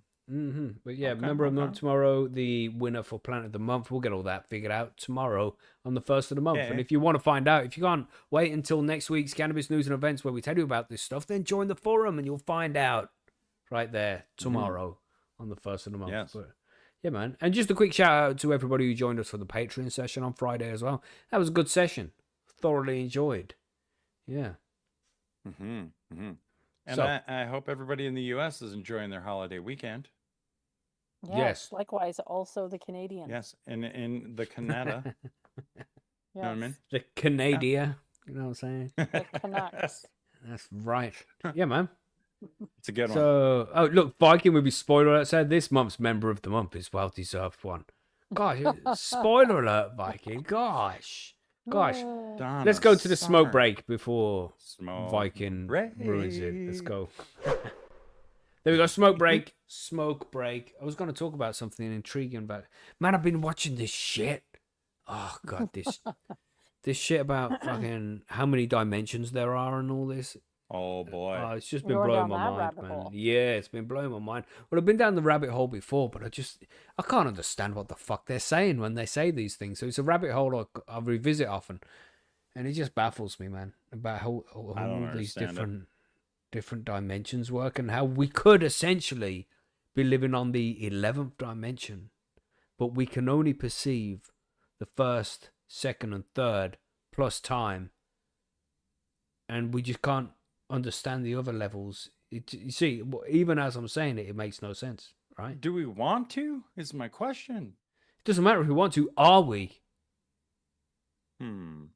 Are we just Okay. experiencing consciousness in the third dimension because we can understand it easier, but we're actually living on like the 11th dimension and we just don't comprehend everything in between? But we are still experiencing it just in a way we can't comprehend. Deep shit, man. Deep shit. It's crazy. Brain pretty much shut down right there. Yeah, that's it. It gets to a certain point. It's baffling stuff. I love it when because there's loads of different videos about it, but there's one specific video that takes you through step by step what each dimension is and breaks it all down. You know what the first dimension is, which is like a dot, and then the second dimension, which is a line, and the third, which is like a cube, and then the fourth, which they say is time, but the time is not necessarily the fourth. It's just a fourth dimension. It might be like because something completely different, like the nth dimension, they might call it. Oh, crazy, man. Yeah, I love it. Okay. Deep, yeah. Okay. So yeah, random tangent. Sorry there, everybody. Fuck. Anybody want to talk about normal things? We were asked a question last night. Okay. Just randomly. All right. I think you guys should answer this. So if we're just hanging out and an alien spaceship drops and says, "Hey man, you should come with us." What are you doing? Are you getting in or not? Oh wow, no. What do you mean no? Yeah, no. Yeah, what do I you don't mean think- no? Why? Nah, I love Earth. This is a fucking great place. I like Earth too, but it's kind of getting wrecked. Well, besides that, we don't know why. Okay, listen, you guys have already put into it, like, why, like, why you're leaving, in the sense of like, or staying, right? Like, Earth is great, or the Earth is shit. Maybe they're just asking you to go on a Jet 2 holiday. Oh, fuck you, John. Fuck you, John. Oh Man, if Did that you happened, put then that whole thing up just to do the Jet 2 no, I holiday? did not. But it's it was so leading up to it the whole good. time. Comedic Oh. genius. Oh my god! Wow. That's beautiful. But no, seriously, you Fuck. guys already put presumptions on it. Whereas it's like me, I think of it as like, yeah, I'm getting in. I'm going for a little adventure. Well, yeah, because if you do come back, you're gonna have like quite A great story to tell. a great story to tell. Yeah, that'll be one hell of a journal entry. You know Well, what is I it mean? just taking like me, or is it taking like a No, collective just of you. people? Like just just you. just me? They, No, I ain't they fucking land in going. your back fucking yard. And they're like, hey, Nah, man, there's you wanna too come many with us? fucking stories about probes, man. Oh, you can't. Listen. You gotta ignore the story. What if the probe is Yeah. the magic? Did you what, just bite down on the pillow and accept the probe? I'm not Yes, playing that yes. game. It's a- I'm not it's doing an it. But what if alien. that takes you to a whole new, like the fifth parallel or whatever? You're I always could do talking that with about. acid. I don't need aliens to do that. Yeah, but this is a whole. This is an actual like fifth parallel in space. Wow. Right. And what if Not they have really accessible good by weed? Yeah, LSD. like Jeff says, space weed. What about But, that? Would Yeah, we what if able? they have their own space, like something completely unknown to us? What is that? Can you ask questions, or have you just got like they come to you like, you getting in the ship? Yes or no? Can you ask questions? Can you be like, you got weed? Is the weed good? Why do you want I me mean, I to suppose go? you could, but I'm still probably going. They'll probably just be like, "Shut up, bitch, get in." Yeah. I'm gonna say. It's like when your homie rolls up to you and is like, get in, we gotta go. And you just get in and you go, bro. You know what I mean? Wow. Yeah, sometimes you just have to get in and see where do it for the plot. Yeah. Yeah. I don't know. I'm doing it. My Is it- kids is it- are all grown. I'm Okay, they can surprised at take care your of themselves. hesitation. Even if you're Yes, not I was grown, too. Who cares? You got taken up by aliens. No one's gonna be like, "Oh, can you believe he left his children?" They'll be like, "Damn right." you That's what are." I'm saying. Yeah, I, it's like an opportunity of a lifetime. no, Yeah. it's like I enjoy my life. I'm happy as it is. So I I don't, I like don't my really life need too. aliens to improve it. And it'll be like, and I But had what this if they discussion could? with my friend briefly because I don't like traveling too much. And he's like, oh no, you need to go see that and see this. I'm like, bro, if there's any place in the world I would ever want to be, it's at home. That's where I mean, want to be. I get it. And I'm not saying it's going to improve anything, but it is going to add to it. You know I'll what be I mean? like, I'll go with you for 20 minutes. Okay. I Right, bet you then- could do it too, and I bet you there'd be no jet lag at all. You know what I'm saying? Right. Yeah. That's right. Yep. Yeah. I'm going. Anyway, that's a strange question there, John. So you You're saying welcome. you would grow? You would go then, Margaret? They'll come there and be like, "Yo, you want to She's come for a going to. ride in this Yeah, I would check spaceship?" it out. Yeah, I would. Like, I mean, let's be honest. I'll never be able to afford a ticket to Mars, No. So that's my only opportunity to ever make it into space. Never say never. Yep. Well, if I win the lottery, I don't know if I'm spending the money on a ticket Hey, to Mars. AGI is coming, man. Right. AGI is coming. It's going to change everything for us. Oh, I know. It just is probably mind control from all these places being like, look, if you just tap in, you can pretend like you're going to Mars. You just have to listen to all these fucking commercials first. Because I'll be on that package. And, And Smee in the that's chat said, Economy. you can get Yeah, pretty but- far at the speed of light in 20 minutes. It's like, no, you're understanding it. You're understanding it incorrectly. The speed of light wouldn't even be a thing. They have different ways of travel.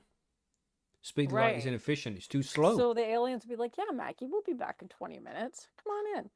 That's what they'd say. It'd be We're their like, 20 okay minutes, then. but not your 20 minutes. Whatever that means to them. But you're asking the wife. That's it. Do you trust them? Do you trust them? Random aliens coming down. I don't know. I trust them more than a lot of politicians. So, Oh, yeah, 100% that. so I mean, how bad could it be? I don't know. Again, that proby thing. Yeah, it's not appealing. It's there for a reason. They've got a bad reputation.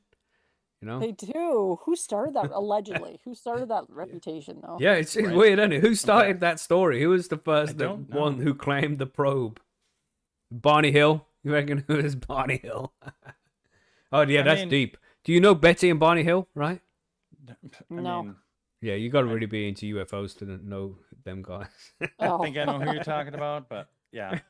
They're pretty much the guys who Okay. started it all. Who were driving down the road in Las Vegas, I think it was, and then they saw a bright light, had some kind of experience, and then all of a sudden 4 hours had passed, and they was in the same position. They studied like Shrooms. crop circles and all this shit. Yeah, Betty and Barney Hill. And then they Interesting. said they got probed. I don't think they got probed. Oh. But, So not everybody gets probed. No. Oh, well, then what do you got to worry about? Listen, I gotta say, in 75% of the alien movies, everything turns out okay. Okay. Yeah, usually the aliens are super cool. I mean, not Yeah. in all of them, but in a lot of them. Yeah. Come on. I mean, they're coming in November anyway, so you might as well Mhm. just practice. I know, right? See this shit? It's getting more and Practicing, more yes. interesting as it gets closer and closer. Oh Yeah, my maybe this God. could be a conversation you might be having in real life Yeah. in a couple months. We'll just be on the show, and all of a sudden, they'll be like, "Hey, the fuck is that? Is that a spaceship?" And I then gotta Well, next I'd thing have to you tell them know- I'm busy then. I'll be like, you're going to have to wait a Mm. couple of hours doing the show. No. Then you invite them into the office and sit down for a sesh. Ooh, there you go. Your first intergalactic guest. Yeah. Oh, so, boy. so like, you got weed where you are? Is it legal? You know? They're like, yeah. Oh shit. man. Hoo-wee. That's beautiful. Well, that was fun. Yeah. Yeah. Aliens are always fun. Yeah. I hit probe on the first abduction. Viking. Shit. How Oh you know man. if you're from another galaxy? I don't know. They crack out the space weed. Mhm. Well, the plot of non-friendly alien is they come, we die. Yeah, that's usually the Yeah, way that's it goes. pretty much true. Yeah. Right.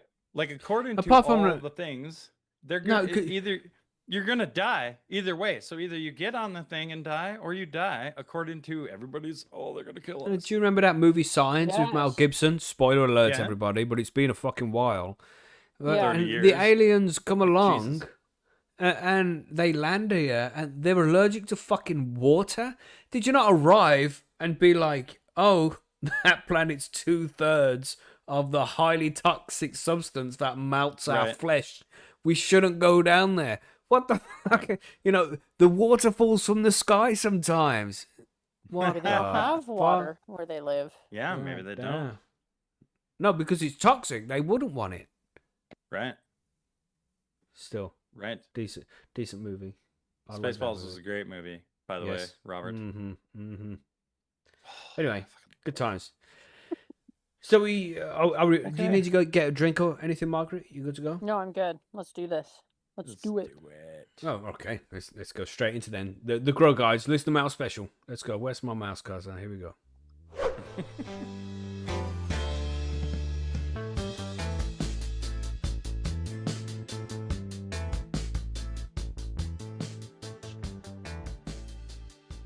So we did have plenty of topics we wanted to discuss on today's episode, but when we sent out the messages for the listener mail, we just got loads of listener mail questions coming in, and there were some good ones. So I thought, let's just take the time to go through these listener mail questions, and we'll save the grow guides bit for next week. So yeah, and the first one is we discussed pots recently, and we forgot to mention sip pots. Now there's some grand conspiracy that I don't like sip pots, and that's not true. So I wanted to go into more detail here. This is 3 parts. This was a little conversation that happened over in the listener mail thread over on percysgrowroom.com, that Cannabis Growers Forum that you are all a member of because it's free to sign up. You know, that place. This is 3 parts. Address sip pots is the note here. From Mojave Rattler, he said, the best parts are plastic sips. The conspiracy continues. That's his comment. That's aggressive. Yeah. That's It's aggressive. like, oh, calm down, Mojave. And then Irish Grower came out and he was like, I was shouting this down my phone whilst listening to the show. So he's obviously very emotional about this. Okay. You know, he says, and the question continues, I hear a lot of others in the space talking, not about space, not like the alien thing we were just talking about. I hear a lot of others in the space talking more and more about sips. This is sub-irrigation pots, by the way, in case you didn't know. They're fucking awesome. I want to challenge a member of the High and Homegrown panel to try one out and report back. Give the sips some love, guys. On a similar note, Macky, it would be a cool short segment of the show each week to have a member of the team to try something new. Easy now, Billy. That's in brackets. I didn't say that. That's in the question. Like a soil grower growing in cocoa or growing regs, etc. An update each week. Yeah, that just sounds like a lot of work. And, you know, when we record this show, it's as much as a fun session for us as it is for you guys. We just want to chill. Anything too professional and like a weekly thing we have to keep up. That's it's a bit too much to ask for, in my opinion. Yeah, right? It is a stretch. So, you know, when we try new things, we'll be like, oh, I'm trying this out. This is new. And we'll keep you updated every week, but we won't make it like an actual thing because that's too much pressure. We don't want to roll like that. Right. So back to sub-irrigation pots. Now, as far as I know, I've never used them. I haven't either. I've not. But this is, I've seen it's 'em. where it's watered from the bottom and the water is absorbed from the bottom of the pot to the top and the plant gets fed that way. And that's cool. I've seen loads of people use them and do good with them. But when you're growing cocoa, you have to flush out them salts. You need that runoff to get rid of those old salts. And it might not need to happen every feed, but it's a good idea for it to happen every feed. But if you can do it every 3rd feed, then that would probably be fine too. But the thing is, those salts will build up in a hydroponic medium and you need to flush them out. Now, if you're just absorbing shit from the bottom and having the plant pull it all in, then it's not going to get that flush that's needed. So if you're in living soil or soil, the kind of organics like that, then yeah, man, go with them sub-irrigation pots if that works for you. That might be a good option where you don't need to water the plant so much and it should be fine. But when it goes to cocoa, I wouldn't use sub-irrigation pots. And because I'm a cocoa grower, I don't use them. But, you know, for organic growers, I would say, yeah, it's definitely a good option. Have you ever, but no, we've all said that we've never used them, right? I've No, never I used haven't them, used them but before. I would think it's only people growing in like that soil then that are doing this. I don't think anybody would do this with cocoa, would they? I don't know. I mean, just because of the salts, right? Like, yeah, I've seen people use it in cocoa. I think it's been recommended, but it's just, and people have gotten away with it as well. It just that whole runoff thing is important to cocoa. You know, every feed you want to get 10% runoff, and then get that runoff away from the root zone because that's flushing out all the shit that's being used. Otherwise, it builds up, and you don't want that to happen. You know, them salts building up in the cocoa like that can cause big problems for the plants. I suppose it's not so bad when it's in soil because it's got bacteria to try and help break things down and shit. But I think you would need some kind of flush to wash out old shit from the root zone. No, yeah, so I'm not sure. I don't know about guess. these, and as we said, none of us have ever used them, so it's not like we're here hating on sip pots. I'm sure they Right. work well for many people, and for the right situation, they're going to be fucking great. So use them if you think it's going to be good for you. Just we've never used them, so we don't want to. Hmm. We don't I want to mean, my give you buddy advice for uses shit we it don't for his use. tomatoes and his veggies on his deck, Right. but he's only watering them. That's it. He's using, a soil that was created and put in there. Mm-hmm. So he's not mixing nutrients or anything like that. Yeah. Cornerstone in the chat said for quite a few grows, I've just flooded the trays and let the pots suck it up as needed. And what are you saying there, Cornerstone? What medium are you growing in? Is that a soil grow or is that a hydroponic grow? Because it's an important factor. I think soil grow is definitely going to work better, but then you also have that wet and dry cycle that's needed with a soil grow as well, where you want it to, get fed, dry out a little bit, get fed, dry out a little bit. So I don't know. If you can make it work for you, give them a shot. It's obviously a good option. Say if you're at work 5 days a week, you don't have time to tend to the plants and shit, then having something in place like a sub irrigation pot or an auto feeder or something like that is going to be a good option. Yeah, Cornerstone says it's in soil. So yeah, man. Yeah, so it's I would assume that it's better for soil than it is for cocoa, just because of washing out them old salts and shit like you do with cocoa, Right. But never tried it. I mean, I would like to. I do want to try a living soil up, but I just that's a lot of dirt and shit to take upstairs, man. I don't know if I'm down for that yet. Yeah, and that's it. And I think because the sub irrigation pots as well, like you just flood a certain part of it, and it just like gravity does the work for you. So you don't need any extra equipment, any pumps and things like that. As far as I know, I think that's the case as well. So it's really easy once it's set up for it to just do its own thing. Yeah, so I don't know, man. As I say, there's many ways to go swimming with a cat. This is just another one of those ways. So if this way of swimming with the cat works good for you, then fucking go swimming. You know what I'm saying? Right. It's not like I'm against it. I wouldn't say do not use them. They will kill your plants. I wouldn't say that. I would say if it's good for your situation, it's good. But if you're in cocoa, then yeah, you having that flush. With every feed. I say flush, but just to get that runoff to wash out the old salts. Yeah. It makes a difference, man. It keeps the plant happy from what I've seen. But as I say, again, I haven't used sip pots whilst growing in cocoa, so I don't have any first-hand experience. So I wouldn't like to say whether it's good or bad, really. Just from my assumption, I would assume it's not good, Yeah. Yeah. Anything to add here to agree. squash this conspiracy of us being anti-sip pots? I don't think so. Mm-hmm. What do you think, Margaret? I think I'd give him a try. Maybe one day. Yeah. Why not, man? Give it a shot. Right. Seen it work for many people. And if it is working for you, get diary over on Percy so we can see it happening. You know what I mean? And label it sub-irrigation pots.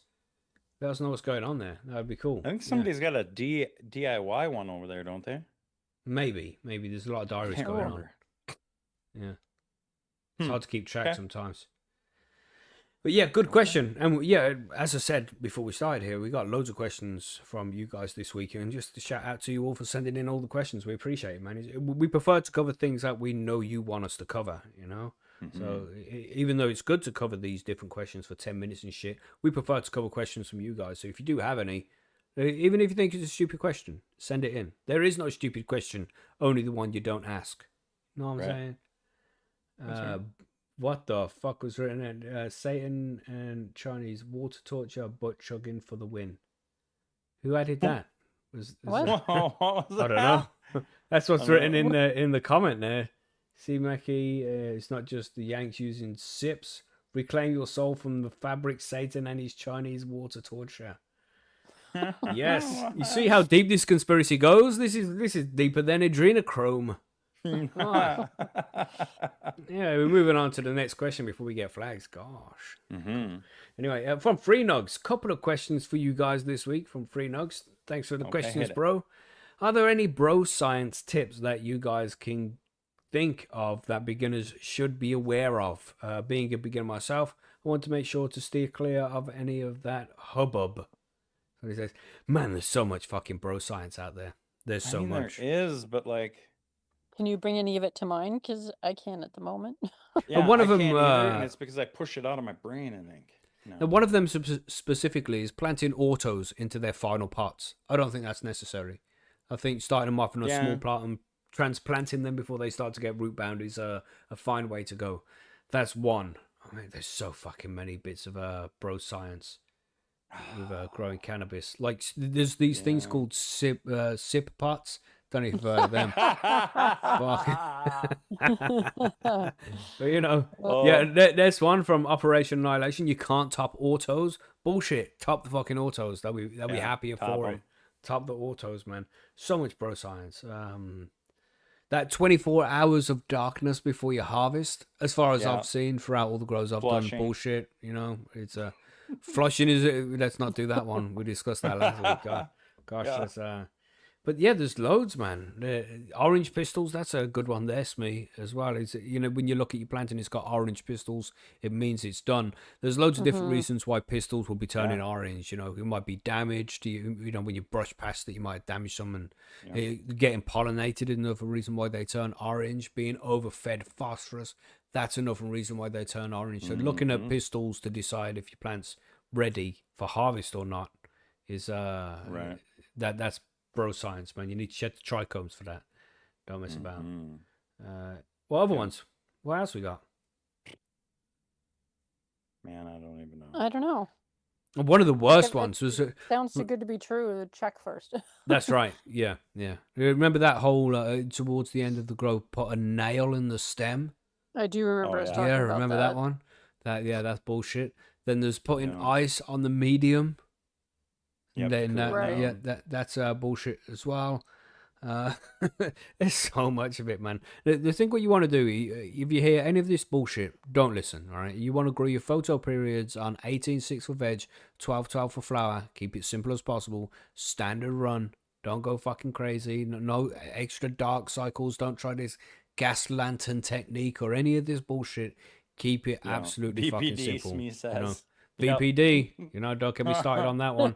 If you just keep your temperature and your humidity in check, you'll be fine.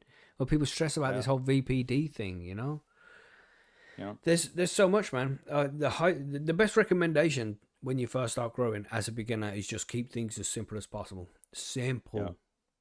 You're gonna make it all complex and shit. It's just gonna make things worse, man. Mm-hmm. Yeah. You see it happen a lot. I mean, I was talking to somebody on the Discord earlier. And it's his first grow, but he's talking about some stuff. I can't remember specifically what it was, but I'm like, bro, just keep it simple right now. I'll guide you through things. I have the experience. You're new to it. Do a few normal grows before you start experimenting with random things that you've heard about. Just do it normal first, and then you'll be able to adjust from there and pick out your own things. It's easy to do. Yeah. A lot of bro science, man. Yep. There is a lot out there. Yeah, I mean, there's some. We should do an episode specifically on bro science things. Just so get a many of list them. of all the stuff. Mhm. Ooh-wee. Holy Moses. Yeah, so I mean, is there anything? There is a lot more to add to that question. Yeah. There, Free Nugs. Yeah, but yeah, we'll move on to the second half of this question here. Is there any way to get older cannabis that has been jarred to not taste as much like grass? Is it too late?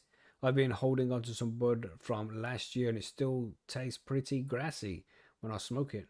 No matter how many times I've burped it or kept the jars shut, it still tastes harsh. That's bad. That shouldn't be happening. The longer it goes, usually, the better it is. But what's probably happened is you tried it out too much. Sorry, John, you want to go with this one? Oh, I was gonna say that. Like it's the longer it goes has to do with the cure, but I think what happened here was that during the drying, something happened. Mm-hmm. You know what I mean? Yeah. Yeah, Because it sounds like it's always if it's tasted smelling grassy. like grass when you're taking it down to jar it, it's not going to go away, in my opinion. No, I've been in that situation before when I've had a harvest and it's dried and it still smells a bit grassy. I put it in the jars after a week or two. It's much better. It's much better. It went better? But that's because I've I'm not. never had that happen, yeah. If it's too dry, see what happens is when there's moisture in the plant, then all these different chemicals can move around inside the buds and shit. And the chlorophyll which is the shit. Well, the bacteria that eats the chlorophyll shits, and that smells like grass. That's what's causing that grassy smell, right? But when the chlorophyll's gone, then you're not going to get that grassy smell. So you've got to keep it wet for long enough. If you take 3 days, 4 days to dry weed, then all that chlorophyll's going to be trapped in there. All the moisture's gone. So there's nothing going to be moving around, breaking anything down, because there's no moisture to move things around. And this is why it's important to try and extend that drying period for 7 to 10 days minimum, right? And then don't completely dry it. That's just to get it to dry enough. And then you're going to do the long cure in the jars where it takes another month or so to slowly bring out that moisture. Take out that moisture too fast and it's going to trap all that chlorophyll in there, and it's going to be grassy no matter what you do. You try and keep some moisture in there so it takes more time to break down that chlorophyll. And that smell's going to go, and then it's going to get much better over time. You know, it's like I harvested weed, man, maybe even like nearly a year ago, and it's still not dry. That moisture's been kept in there that whole time, just to just to make sure that it has everything it needs to break anything down. All these sugars and starches from when the plant was growing in the first place, from the chlorophyll and the chlorophyll and all these scientific things that are stuck in the plant. Got to keep that moisture in. If it's still grassy after that amount of time, it's probably because it was too dry at the start. Could be. Yeah, that's what I would say. You had that before, right? You had but there's weed no that fixing it, is I think his question was kind of. Yeah, probably not. I don't think so either. I mean, what you can do is reintroduce moisture. Yeah, that's a good option. Yes. Or edibles or hash, something like that. But what you can do is you can reintroduce moisture to it, and you can do this with like an old cannabis leaf. That's the best way to do it. But you can do it with like lemon zest, or a little bit of lemon peel or orange peel, depending on which one you prefer the flavor of. And you can put that in the jar, and the buds will reabsorb it. But the thing is, when the terpenes get re-wet, once they get to that level of dryness and then get wet again, it ruins them. And it can really take out the flavor of the weed. So it's something that you got to try and avoid. And this is why the drying and curing process is so important, man. If you like, the whole grow can go shit, but if you just do good on the drying and curing, it's going to improve everything. And if the whole grow goes perfect, but you do shit on the drying and curing, it's going to ruin everything. That stage there at the end is the important stuff, man. So you have to get that right. You have to nail that correctly. If it's too dry, you're going to have problems. If it's too wet, you're going to get mold. So there's a fine balance that you find over time. Right? It just takes practice, it takes experience. We can advise you, and we have episodes that will advise you how to harvest properly, how to dry it properly, how to cure properly. We have all of that, but still, we're just telling you, you have to go and actually get the experience, the hands-on experience to figure this shit out for yourself, so you know what works best for you in your specific scenario. But I've had weed that tasted terrible for fucking ages, tasted like grass. I've had weed that was too dry. That's the way it goes sometimes. It's part of the learning curve, man. But you figure it out. When it comes to drying, when you've trimmed up all your buds, you left them hanging and all that shit, do not put them in jars until that stem snaps. But don't leave it like 3 or 4 days after that stem snapping stage. Get that shit in the jars, man. And then the moisture will redisperse, and it will be able to break down more shit inside the buds. And just don't leave it till it's so dry it's powdery when you try and crumble it. It takes practice, man. You go check out those episodes about drying and curing, and that will do better for the next grow. But this grow, it might be a little bit too late. After that amount of time, if it hasn't gone away, if that grassiness hasn't gone away, it's gonna stay there, man. And you might just be better off, like Margaret said there, just make some edibles, make some hash, and just focus more on the future ones. Oil. Yeah. Still lots of things you can do with it. You're smoking it too. Don't throw it away. Yeah. Right. Yeah. Make it into something. Yeah, exactly. But yeah, and maybe give less nitrogen to the plants towards the end of the harvest as well. Maybe that was a problem too, because the nitrogen helps make the chlorophyll, and it can make it really dark. That's when you don't win the overfed plants. That's when they can become a problem as well. So bear that in mind too. Yeah, good question. Good question. Shit answer, because there's no way you can really fix it at this point. It's right. It's just better to focus on the future there and try and improve the correct ones. You know what I mean? So flush, Smee says, not necessarily flush. If you've overfed the plants, then yes, flush. That would be a good idea. But if it's been healthily fed throughout its whole growth cycle, maybe you don't need to. You know, the proper drying and curing is the best way to get rid of all of that shit. So that's what you need to focus on, getting the good dry and cure down. You know? Yep. Yeah, Right. good question. Good question. Agreed. I hope that helps, you know? You know, and Free Nug said in the chat there, no shit answer, you know? You know? Well, Well, thanks, Free Nugs. Fuck. Fuck. Gosh. Oh my. No appreciation. No. So anyway, what's this one we got here from Lobby Lobster? Hey, all you beautiful high and homegrown crew, except John. That's what he said in brackets. Thanks. he's really looking to make friends here, I see. No, there's not really any brackets there. He didn't say that. That was Oh. me. That was me. Just Macky being a dick. Just taking the piss. That's what he would say, wouldn't That's he? Taking right. The piss. Yeah. Just taking the piss. You know, hey, all you beautiful high and homegrown. Hope Billy is feeling better. Yeah, Billy isn't here today. You know, he's got stuff at home to be dealing with. Yeah, but that's his own personal show. I don't want to talk about that. But he's doing all right. Don't worry. He'll be back at some point when he has some free time. But quick question.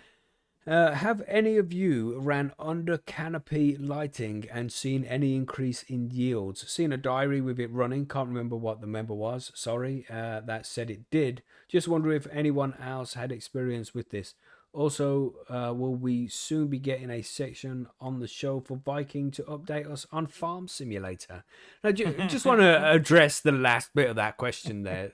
These motherfuckers on their Farm Simulator. Margaret, do you know what Farm Simulator is? Well, I imagine it's like flight simulators, or something to that effect. And these motherfuckers are up on their Yeah, Xboxes, just playing the game, pretending to be farmers. Yeah. Reminds me of like Facebook's Farmville when everybody was playing Yeah. that, Yeah. even though they were just stealing Yeah. all your Only data. cooler. But I think Okay. Viking just come along and he started infecting everybody with this thought of Farm Simulator. Check it out. Now John's addictive. It is the first time we've spoken to John for a week. He's been farming. Then Yeah. we got Cornerstone in the fields, chat okay? there. He's saying But Farm Simulator farming kicks ass. virtually. There's more and more people like, oh, Farm Simulator. Farm Simulator. Fucking hell. What's going on with this Farm Simulator, John? What's the score here? It's great stuff, man. I don't Soybeans have to for the kill win. people and I can just hang Okay. out. Buy sweet ass tractors, combines.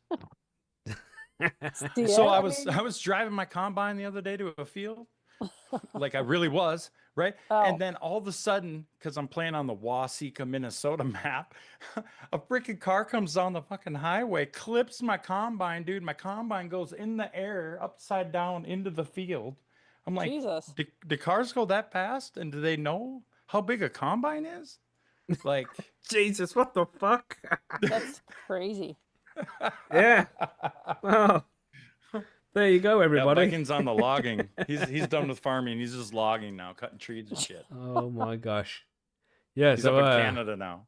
sounds like a good game. It's one of those, isn't it? If you just want to, the thing is when you play these games nowadays, you got to play Call of Duty or something like that. High adrenaline, have to be focused. But sometimes you just want to play a game and get high and play a game where your brain Right. doesn't have to focus too much. And those Right. kinds of games, I like to play Minecraft for that. You know, Yeah, if I want to just Minecraft. fucking mong, as we would call it, just sit there, dribble down the side of your face, brain's not even fully engaged. You know, Minecraft is great for that. But find what's good for you. This Farm Simulator seems like a good option. I want to try it out. I do want to try it, but also I should don't give want to it a try go. it because it's like crack or something. You're gonna get addicted It to that is. shit. But let's Yeah. address the actual question, right? What are we saying about under canopy lighting? I've never tried it, but have you tried it I've- before, John? Bro No. science. No, I'm kidding. I don't. Yeah, actually but no, know. it probably is because from Yeah. what I've seen, is when you put the lights underneath the leaves, when the light is hitting like the underside of the leaf, it tells the plant that something dodgy is going on, and then it will just stretch more because of the So light that's what hitting the you inside think of the leaf. happens? Yeah, that's what I've seen happens. It's not. I've Okay. never tried it myself, so I don't know like first-hand experience. Okay. But apparently it's not good. It's like when you say you're growing in DWC and it's a little bit warm, so you're trying to reflect heat and light get into the pots because that's making it warmer. So you put some tinfoil there. But that reflection from the tinfoil, when the light hits it and bounce back up, it gets to the underside of the leaves, and that can cause the plants to stretch a little bit more because the light is hitting the bottom of the leaf rather than the top. Mhm. I feel like if it cause really problems. did increase yields and stuff, you'd see a lot more people doing it. Yeah. I think So, so. Like maybe like, anecdotally it helps, but is it worth all Mhm. the extra time and energy to set it up? I don't know. I don't know. maybe. And I- then I- like lights I in think between your that leaves and side shit. lighting would Don't be know. better. Well, I think that's the same kind of principle, isn't it? Under canopy Right. lighting, having some side lighting like that.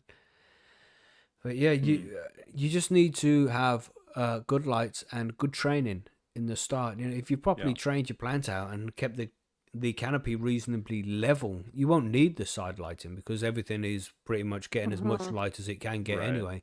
But if you're growing these plants tall, no topping, no training, then maybe some side lighting will benefit it somehow because light's good. Light gets turned into food. You know what I Right. mean? And that's what your plant needs to grow big and strong. So maybe it's an option. But realistically, the best thing to do would be just have a good light in the first place and do some topping and training, in my opinion. I've never used, Yeah. like I said, I've never used side lighting, so I wouldn't really know. You know, but I don't think it's Yeah, something me that either. being in the UK and having the extortionate electricity prices we do have, we don't want to add extra lights. We want to use less lights. You know what I'm Right. saying? That shit's expensive. So you never done it before, Margaret? No. No. None of that shit. You know what I mean? And then if you do get something, it's going to Oh, be man. a low quality light. You know, like I just Right. had this ribbon of multicolored lights here. It's not really going to do much anyway. It's going to be more a pain in the ass than anything else. Mhm. Well, isn't Yeah. that why all the tents have the reflective material in them and stuff to sort of reflect as much of the light as you can? Yeah. Yeah. Yeah. Yeah. Yeah. Yeah, so for Success. Lobby Lobster here, it's one of those, and it keep it simple. And adding extra Okay. lights is not keeping it simple, man. Just keep it simple with the good lights, some good training, some topping. You know, will it increase yields? Maybe a little bit, but I wouldn't say it would be a lot. You know, focus on them top buds with some nice training and topping. You know. Mhm. Oh, there, Improper Weed Viking said, my power bill for winter exceeded 2.5k. And I'm not just bringing out how ridiculously expensive that is. I'm just saying winter, so you all have to smoke. Yep. Son of a I see what bitch. you did there. Right. You That's rascally right. bastard. That's I'm right. gonna grab some more. Son of a bitch. Do it, lady. Do it later. So we have the next one here. And don't forget, everybody, sign up to Farm Simulator. We've got to start a thread or something so people can share We usernames should. and share farms if they wanted to. Because it seems to be getting quite popular. It's fun. Anyway, from Smee, he says, first of all, hi to the high on homegrown panel today, whoever you are. Right, onward. Whoever you are. Yeah, whoever you are, whoever's on the panel this week, you know. Okay. Okay. I believe the Canatrol and other drying and curing boxes are the next wave of big tech in the cannabis world. As big as introduction of LEDs, I think, but after looking at these machines and seeing that they all use dew point to control the environment, I looked into exactly the temp and room humidity needed to get the dew point that the cure boxes use. So the question is, that's not the question? Gosh, you could have fit the question in there. That's 4 lines of text. So the question is, can I not just do that in my tent? I have all the equipment hooked up and the parameters at dew point needed. Would this be the same as using a cure box, or is it not worth taking the risk and bloxing up potentially 16 weeks of work? Oh, bollocksing. Okay, I see it. Bollocksing up potentially 16 weeks of work. There's a little bit more here. Canatrol, the default factory settings recommended for the user manual are a 4-day drying cycle at 20 degrees C. Wow. 68 F and 60, and that's 68 freedom units, and 60% room humidity to get a dew point of 12 degrees C, 54 F, followed by a 4-day curing cycle of 20 C, 68 F, and 55 room humidity to get a dew point of 11 C. This is all very complex. Of course, I emailed Canatrol and asked them the same question, but they didn't get back to me because they was They're like, not "What gonna the get back fuck to is you, this 'cause they guy want you talking just about?" to buy it. Yeah. And then he said, gang. That's right. That's something from the Theo Von podcast there. Just saying there, Margaret, again. Then Yeah. also, No, brace it's yourself gang here. gang. Yeah, Gang, gang. what? Gang, gang. Oh, Also, yeah. is there any possibility you can get Anne Lesby to come on as a guest member? I and many others are wanting to know about her fingering in the damp technique so we can all perfect it and keep our ladies happy and moist at all times. Thanks That's a for different that. podcast. Yes. As I would make recommendations, but I don't know any. But this Canatrol thing, I assume none of us have used it because it's a ridiculously priced machine, looked right? into I it. looked it up just now, Yeah, and it's like I looked into it's it on before. sale for $1,200 USD for the home grow version. For the Wow. And all you that's home- what size is that one right now? Is it the size of a wine? It looks like it, fridge? but it's Yeah. hard to tell. It might be a bit bigger than that, but it's hard to tell. Crazy. I'm sure they have the specs here somewhere, but Doesn't this kind of go to the same thing as the VPD discussion, right? like he's like, can you do Yeah. it in your grow tent? Yeah. And I mean, can you not? if you follow those same parameters that he just read out in your tent, it's going to do the same thing. Right. But In I my would say opinion. it's still too fucking warm. I mean, 12C and 11C, that's fine. But when you're talking about drying cannabis at 20 degrees C, that's too warm. It's going to dry it too quickly. You know, between 55 and 60 room humidity, that's perfect. That would dry at a nice slow pace from there. But if you keep it too warm, it's going to dry even quicker, especially when the extraction's on a high. But Yeah. I think the And Canatrol it is for really- drying things quick, isn't it? Well, yeah, they're trying, saying Yeah. a 4-day drying time. Mhm, Like, how long would you And a normally 4-day dry it? curing, yeah. Yeah, like people Yeah. are curing for drying for a week and curing for, a couple of weeks, hopefully.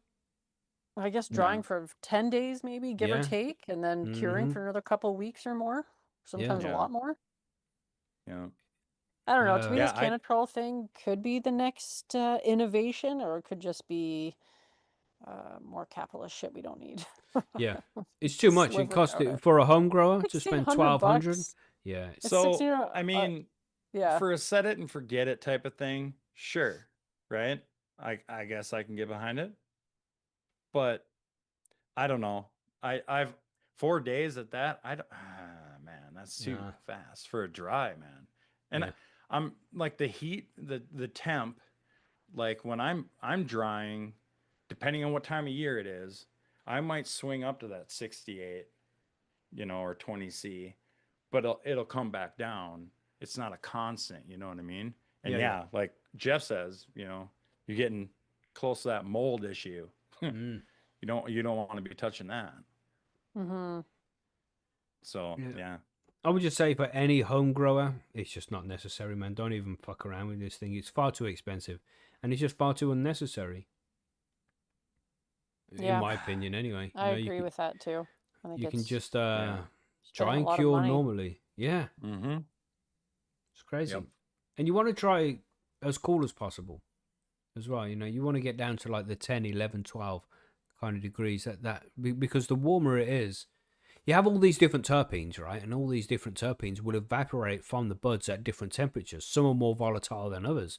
So it's like the pineapple terpene. If you dry and weed above 15 degrees C, it's very unlikely you're going to have your weed tasting like pineapple because Right. it's already evaporated at 15 degrees plus. But if you can keep it at like 11, 12, where it's cooler, them terpenes are going to last a little bit longer.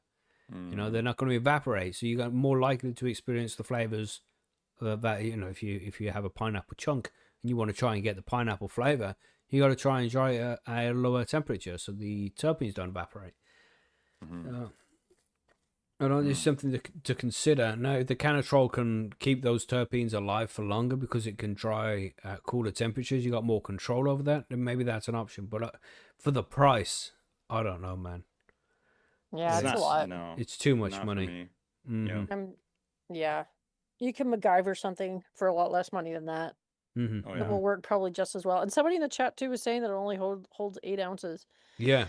as Well, what the well. fuck is So that? So I'd need 4 of mean- them. Yeah. Yeah. yeah, No, Oh man. it's I just know. not worth So it. yeah, Don't do it, everybody. Let them commercial fuckers buy that shit. You stick with the standard drying and curing. Nice and Mhm. simple. 55 degrees room humidity, 15 degrees Celsius there. You can dry it that for 7 to 10 days. You'll be happy. You'll produce some fine cannabis and then a nice cure for a couple of weeks. It takes a little bit longer, but I don't know. I'd like to see. I've never tried this, so I don't know. I've never even consumed cannabis that has been dried and cured from a cannatrol either. So I wouldn't know that. And I wouldn't know the quality of it either. But if it's not broke, don't try and fix it. Is that the saying? Yeah. Something like that, isn't it? If it's not And broke, It is. if it ain't Drying- broke. Don't fix it. Right? That is probably the more correct term. Yes, Yeah. phrase. Yeah. Yeah. Thank you for correcting me. Well, welcome. But yeah, No problem. but you know, just try and cure it properly. It's going to take a week or two longer, but it's going to be fine. And then you still got a shitload of money left in your pocket because you haven't bought this crazy device that they're trying to push For on everybody. $1,200. Yeah. Jesus. Holy. Yeah. And for the Anne Lesby thing, yeah, I don't know. The video will be back soon, and we got a whole list of Anne Lesby questions to ask Oh, I bet. Billy when he comes Jesus back. Christ. Right, a couple more questions here. We have one from Mook, who is in Australia, and this is an interesting question here. Is decriminalization more forgiving than legalization?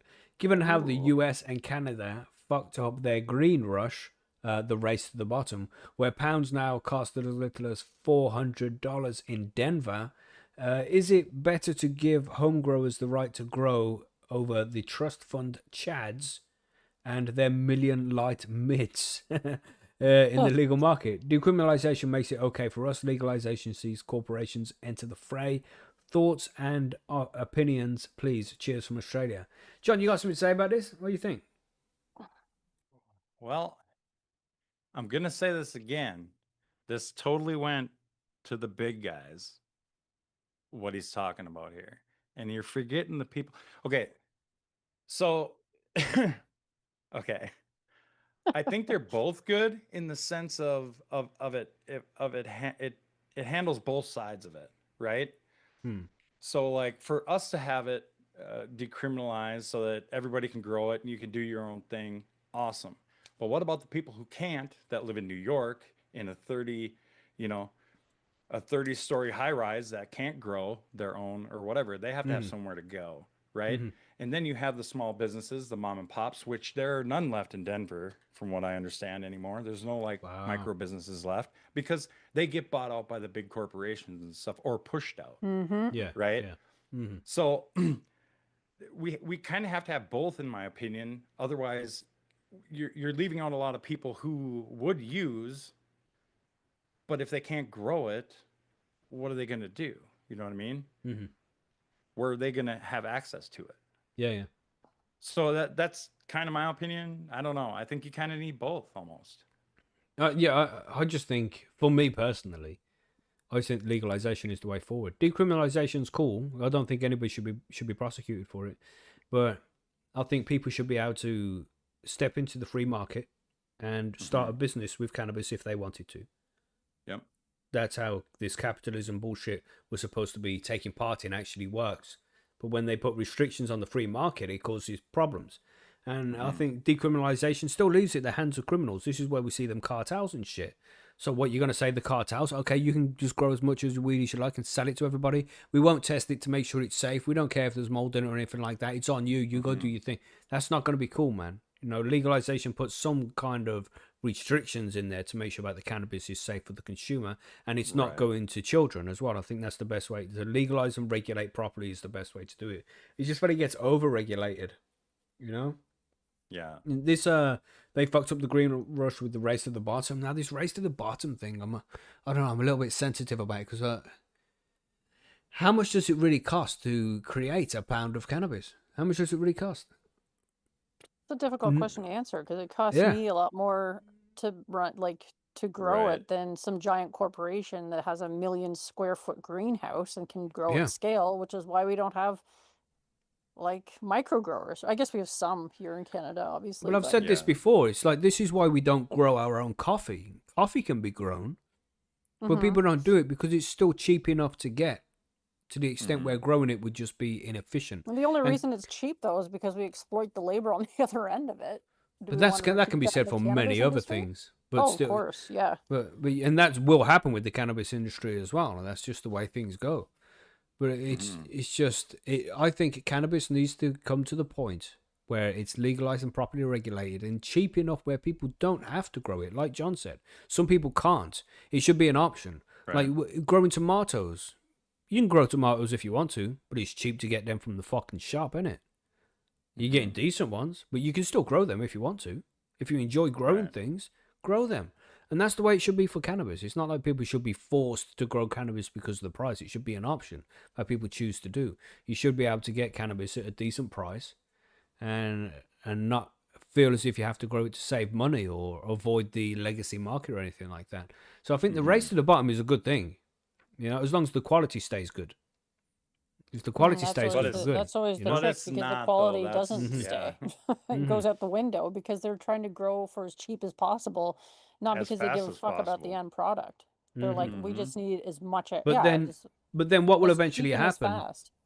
is people Is- will buy the best shit, and eventually the best shit's going to rise to the top. So therefore, periodically, it might go down to, oh, this weed's fucking terrible. I think People what will buy the actually good shit. happens is that there is no good shit to buy because all the little micro growers have been bought up by the bigger ones who are just trying to expand their portfolios, and then they're still trying to grow as fast and as cheaply as possible. There's always the good shit. You just got to find it. Yeah, you're not going to find on the legal market though. No. Well, you've worked in a dispensary, so you would know. Is it like that? I mean, you left the dispensary a while ago, didn't you? But was Yeah. there like really high quality shit and then really low quality shit, or just all Oh, shit? definitely. I mean, there was still good shit, and I'm sure you can still find some good shit. I never go to the dispensaries really for weed anymore, but I don't know. I feel like a lot of the corporate stuff is just everywhere. And it's Yeah. okay, but I wouldn't say it's like amazing. Yeah, I don't know. You can compare it to alcohol again. That's the best thing to do because that's what we have experience with. And there's really, let's say cider, for example. Then you can go buy a 3-liter bottle of cider that's gonna pickle your liver if you drink it for a week in a row, and you're probably gonna die from drinking that dirty, horrible shit. But then there's also a high quality cider that is gonna be more expensive, but it's better and it's not gonna pickle your liver so quickly. It still will, because cider, a bit dodgy, isn't it? But you say there's good whiskies, like No, and I agree. But his question was also, is decriminalization more forgiving than legalization? And in some ways, I think it is yeah, I more think so as forgiving well. Yeah. because I think people will get more arrested and pay heavier fines when you operate outside of the legal system than when you have decriminalization. I think Yeah. I've read stats where they've done more arrests in Canada for, operating outside of legalization than they did before we had legalization. Yeah, So and it's a there's good point also because that. we've seen when legalization happens, there's 100 more laws that didn't exist. Yeah. I mean, it's not really legalized it. You've just put a shitload more rules in place, but said we can have it under these conditions. And Well, and then they have to decriminalization is protect all different. the businesses that are operating in that legal environment as well. So the penalties become stiffer. Tough one. I don't know. It would be interesting to see like how it evolves in Germany because they're doing the social clubs or the grow clubs or whatever, because that's sort of a different model of legalization that could be interesting. So if you can't grow, you can just be part of a club where people grow good weed for you, which sounds interesting. But is That's that going it. to be like a community-based thing, or is that going to end up being big company owning all those clubs at some point in That time I and don't know. selling to, If you know it's what I mean? community based, I Yeah. think it'd be pretty interesting because I think you Yeah. probably get some really good weed. But if it becomes some big corporate thing, then I don't know. That's the thing, isn't it? That's one of the things with capitalism is the big companies usually take over everything. Well, it becomes a monopoly. That's what the whole Yeah. board game of Monopoly was about. It was about capitalism. That's Yeah. right. Which ironically, I learned not that long ago that some woman invented that board game and then Milton Bradley stole it. I know, right? Probably. Real capitalism. You I know? know. Have it's you like, watched the McDonald's movie with like yeah, that guy. Michael, what's his name? I don't know, but I know exactly what you're Batman? talking about. I know that's a pretty interesting movie too. The That was a story of good McDonald's. watch, man, actually. Yeah. That was a Yeah. good one. Crazy. Yeah, good question there. It's an interesting one, and there's so much to the answers there for decriminalization versus legalization. It's a tough one. Keaton, yes, me, thank you. I think I would just like to Yeah. see legalization without so many bullshit rules in place. Just like, yeah, it's illegal now. Off you go do your thing, and then it'll be held to the same standards as like coffee and alcohol and these different substances are. That's what I want to see. Decriminalization, I feel, leaves it still in the. I say still in the hands of criminals, but even legalization would leave it in the hands of criminals because let's face it, these people who run most of these companies are allegedly criminals anyway. Depends on what your standard of criminality is. Allegedly. But we have one more here. Let's get this last one done. Hi all. My question is, I am starting my first grow in Cocoa Qua. Congratulations there, Kumanzi. This is for Macky. How long do I wait before I start to feed the seedlings when they are started in cocoa? Also, do you think I need to add the word moist just in case Billy is back? Well, you did now. So yeah, thanks for that. Yeah. Kumanzi. Winter. That's right. That's what you get for that. That's what you get. Smoke. Yeah, so you always want to feed the plants in cocoa. When the seedlings are happening right now, I'll start from the beginning there. So even before the seed is placed into the cocoa, you want to feed the cocoa as if there was a plant in it. Just a low EC at the correct pH, 5.8, an EC of like 0.8 would be fine. And then, it's as if there's already a plant in it. Even though there's nothing there, you want to have that ready. So when the seedling goes into there, when the seed puts its taproot out, it's already got some food it can get to. And then you keep it at that level for a while, and this is every day you water in, and you want to keep the EC the same all the time. So yeah, as soon as it's sprouted, even before it's sprouted, you're feeding it. You're making sure that there's food available to it. And just keep it like that throughout the whole grow. Make sure there's always food available. Never give it just water unless you're flushing it. And that's for like pre-harvest flushing. If you're flushing because it's had some kind of nutrient problem and excess or something like that, then you'll refeed straight after to make sure that the EC is at the correct level. So yeah, start feeding straight away, man. Not like if it was in soil or something, because it's easy to mix up the two. I've been there, I've done it. If it's in soil, you're looking at weeks before you even start feeding a plant. But in cocoa, straight away, man. It needs to be given food all the time. Keep that fresh shit coming all the time. And then the plant will be staying happy, Is that what you do too, John? So I have pretty good tap water here. Cool. Like not like a big city tap water. So I usually for the first week I just give it that. Because it's got enough stuff already in the water. Yeah. Right. Yeah, because it's already got enough in the water itself. It doesn't have NPK in it, does it? No, but it's the first week. I want to make sure it's not going to get burnt out or anything. Also, depending on what size you're putting it into, right? What size of pot? Like say, like if you were to go right straight into a 3-liter pot, I'm not going to want to keep that wet with as much nutrients and water. You know what I mean? Mm-hmm. Because I don't want it to build up in there, and I also don't want to be flushing it all the time that much when the seed isn't even utilizing any of that. You know what I mean? Yeah. This is why I usually go with half a liter for my first pot. Yeah. Because then you can water it every day and you're not really wasting much, Yep. And transplant upward if you need to. Yep. Yeah, it's just you always need that level of EC in the pot when it's cocoa, and that will keep the plant happy. Keep it low, raise it up as the plant gets a little bit bigger. Keep an eye on things.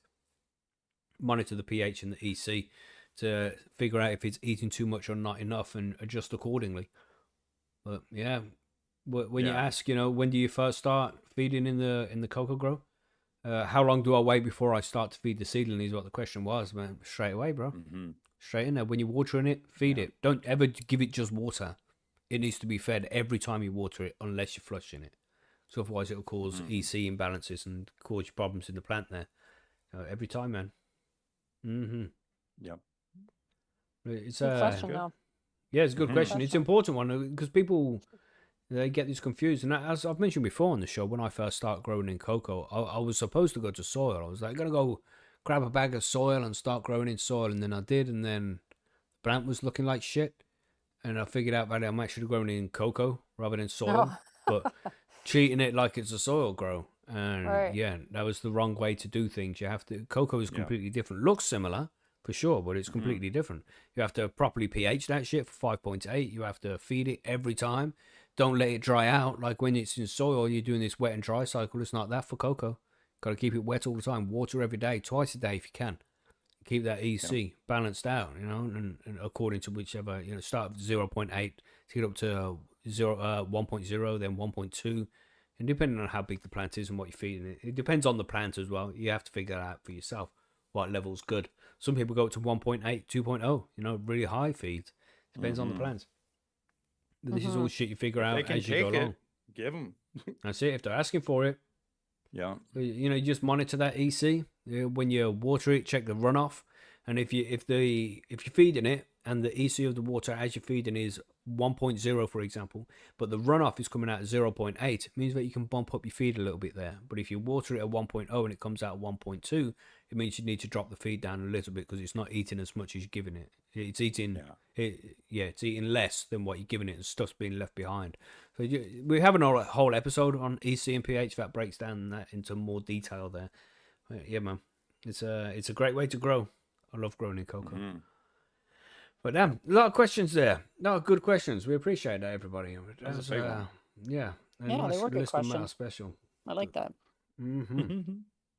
Is there anything else to add there about cocoa? No. I No? don't think so. No. I think we're good. Sounds like we're good then.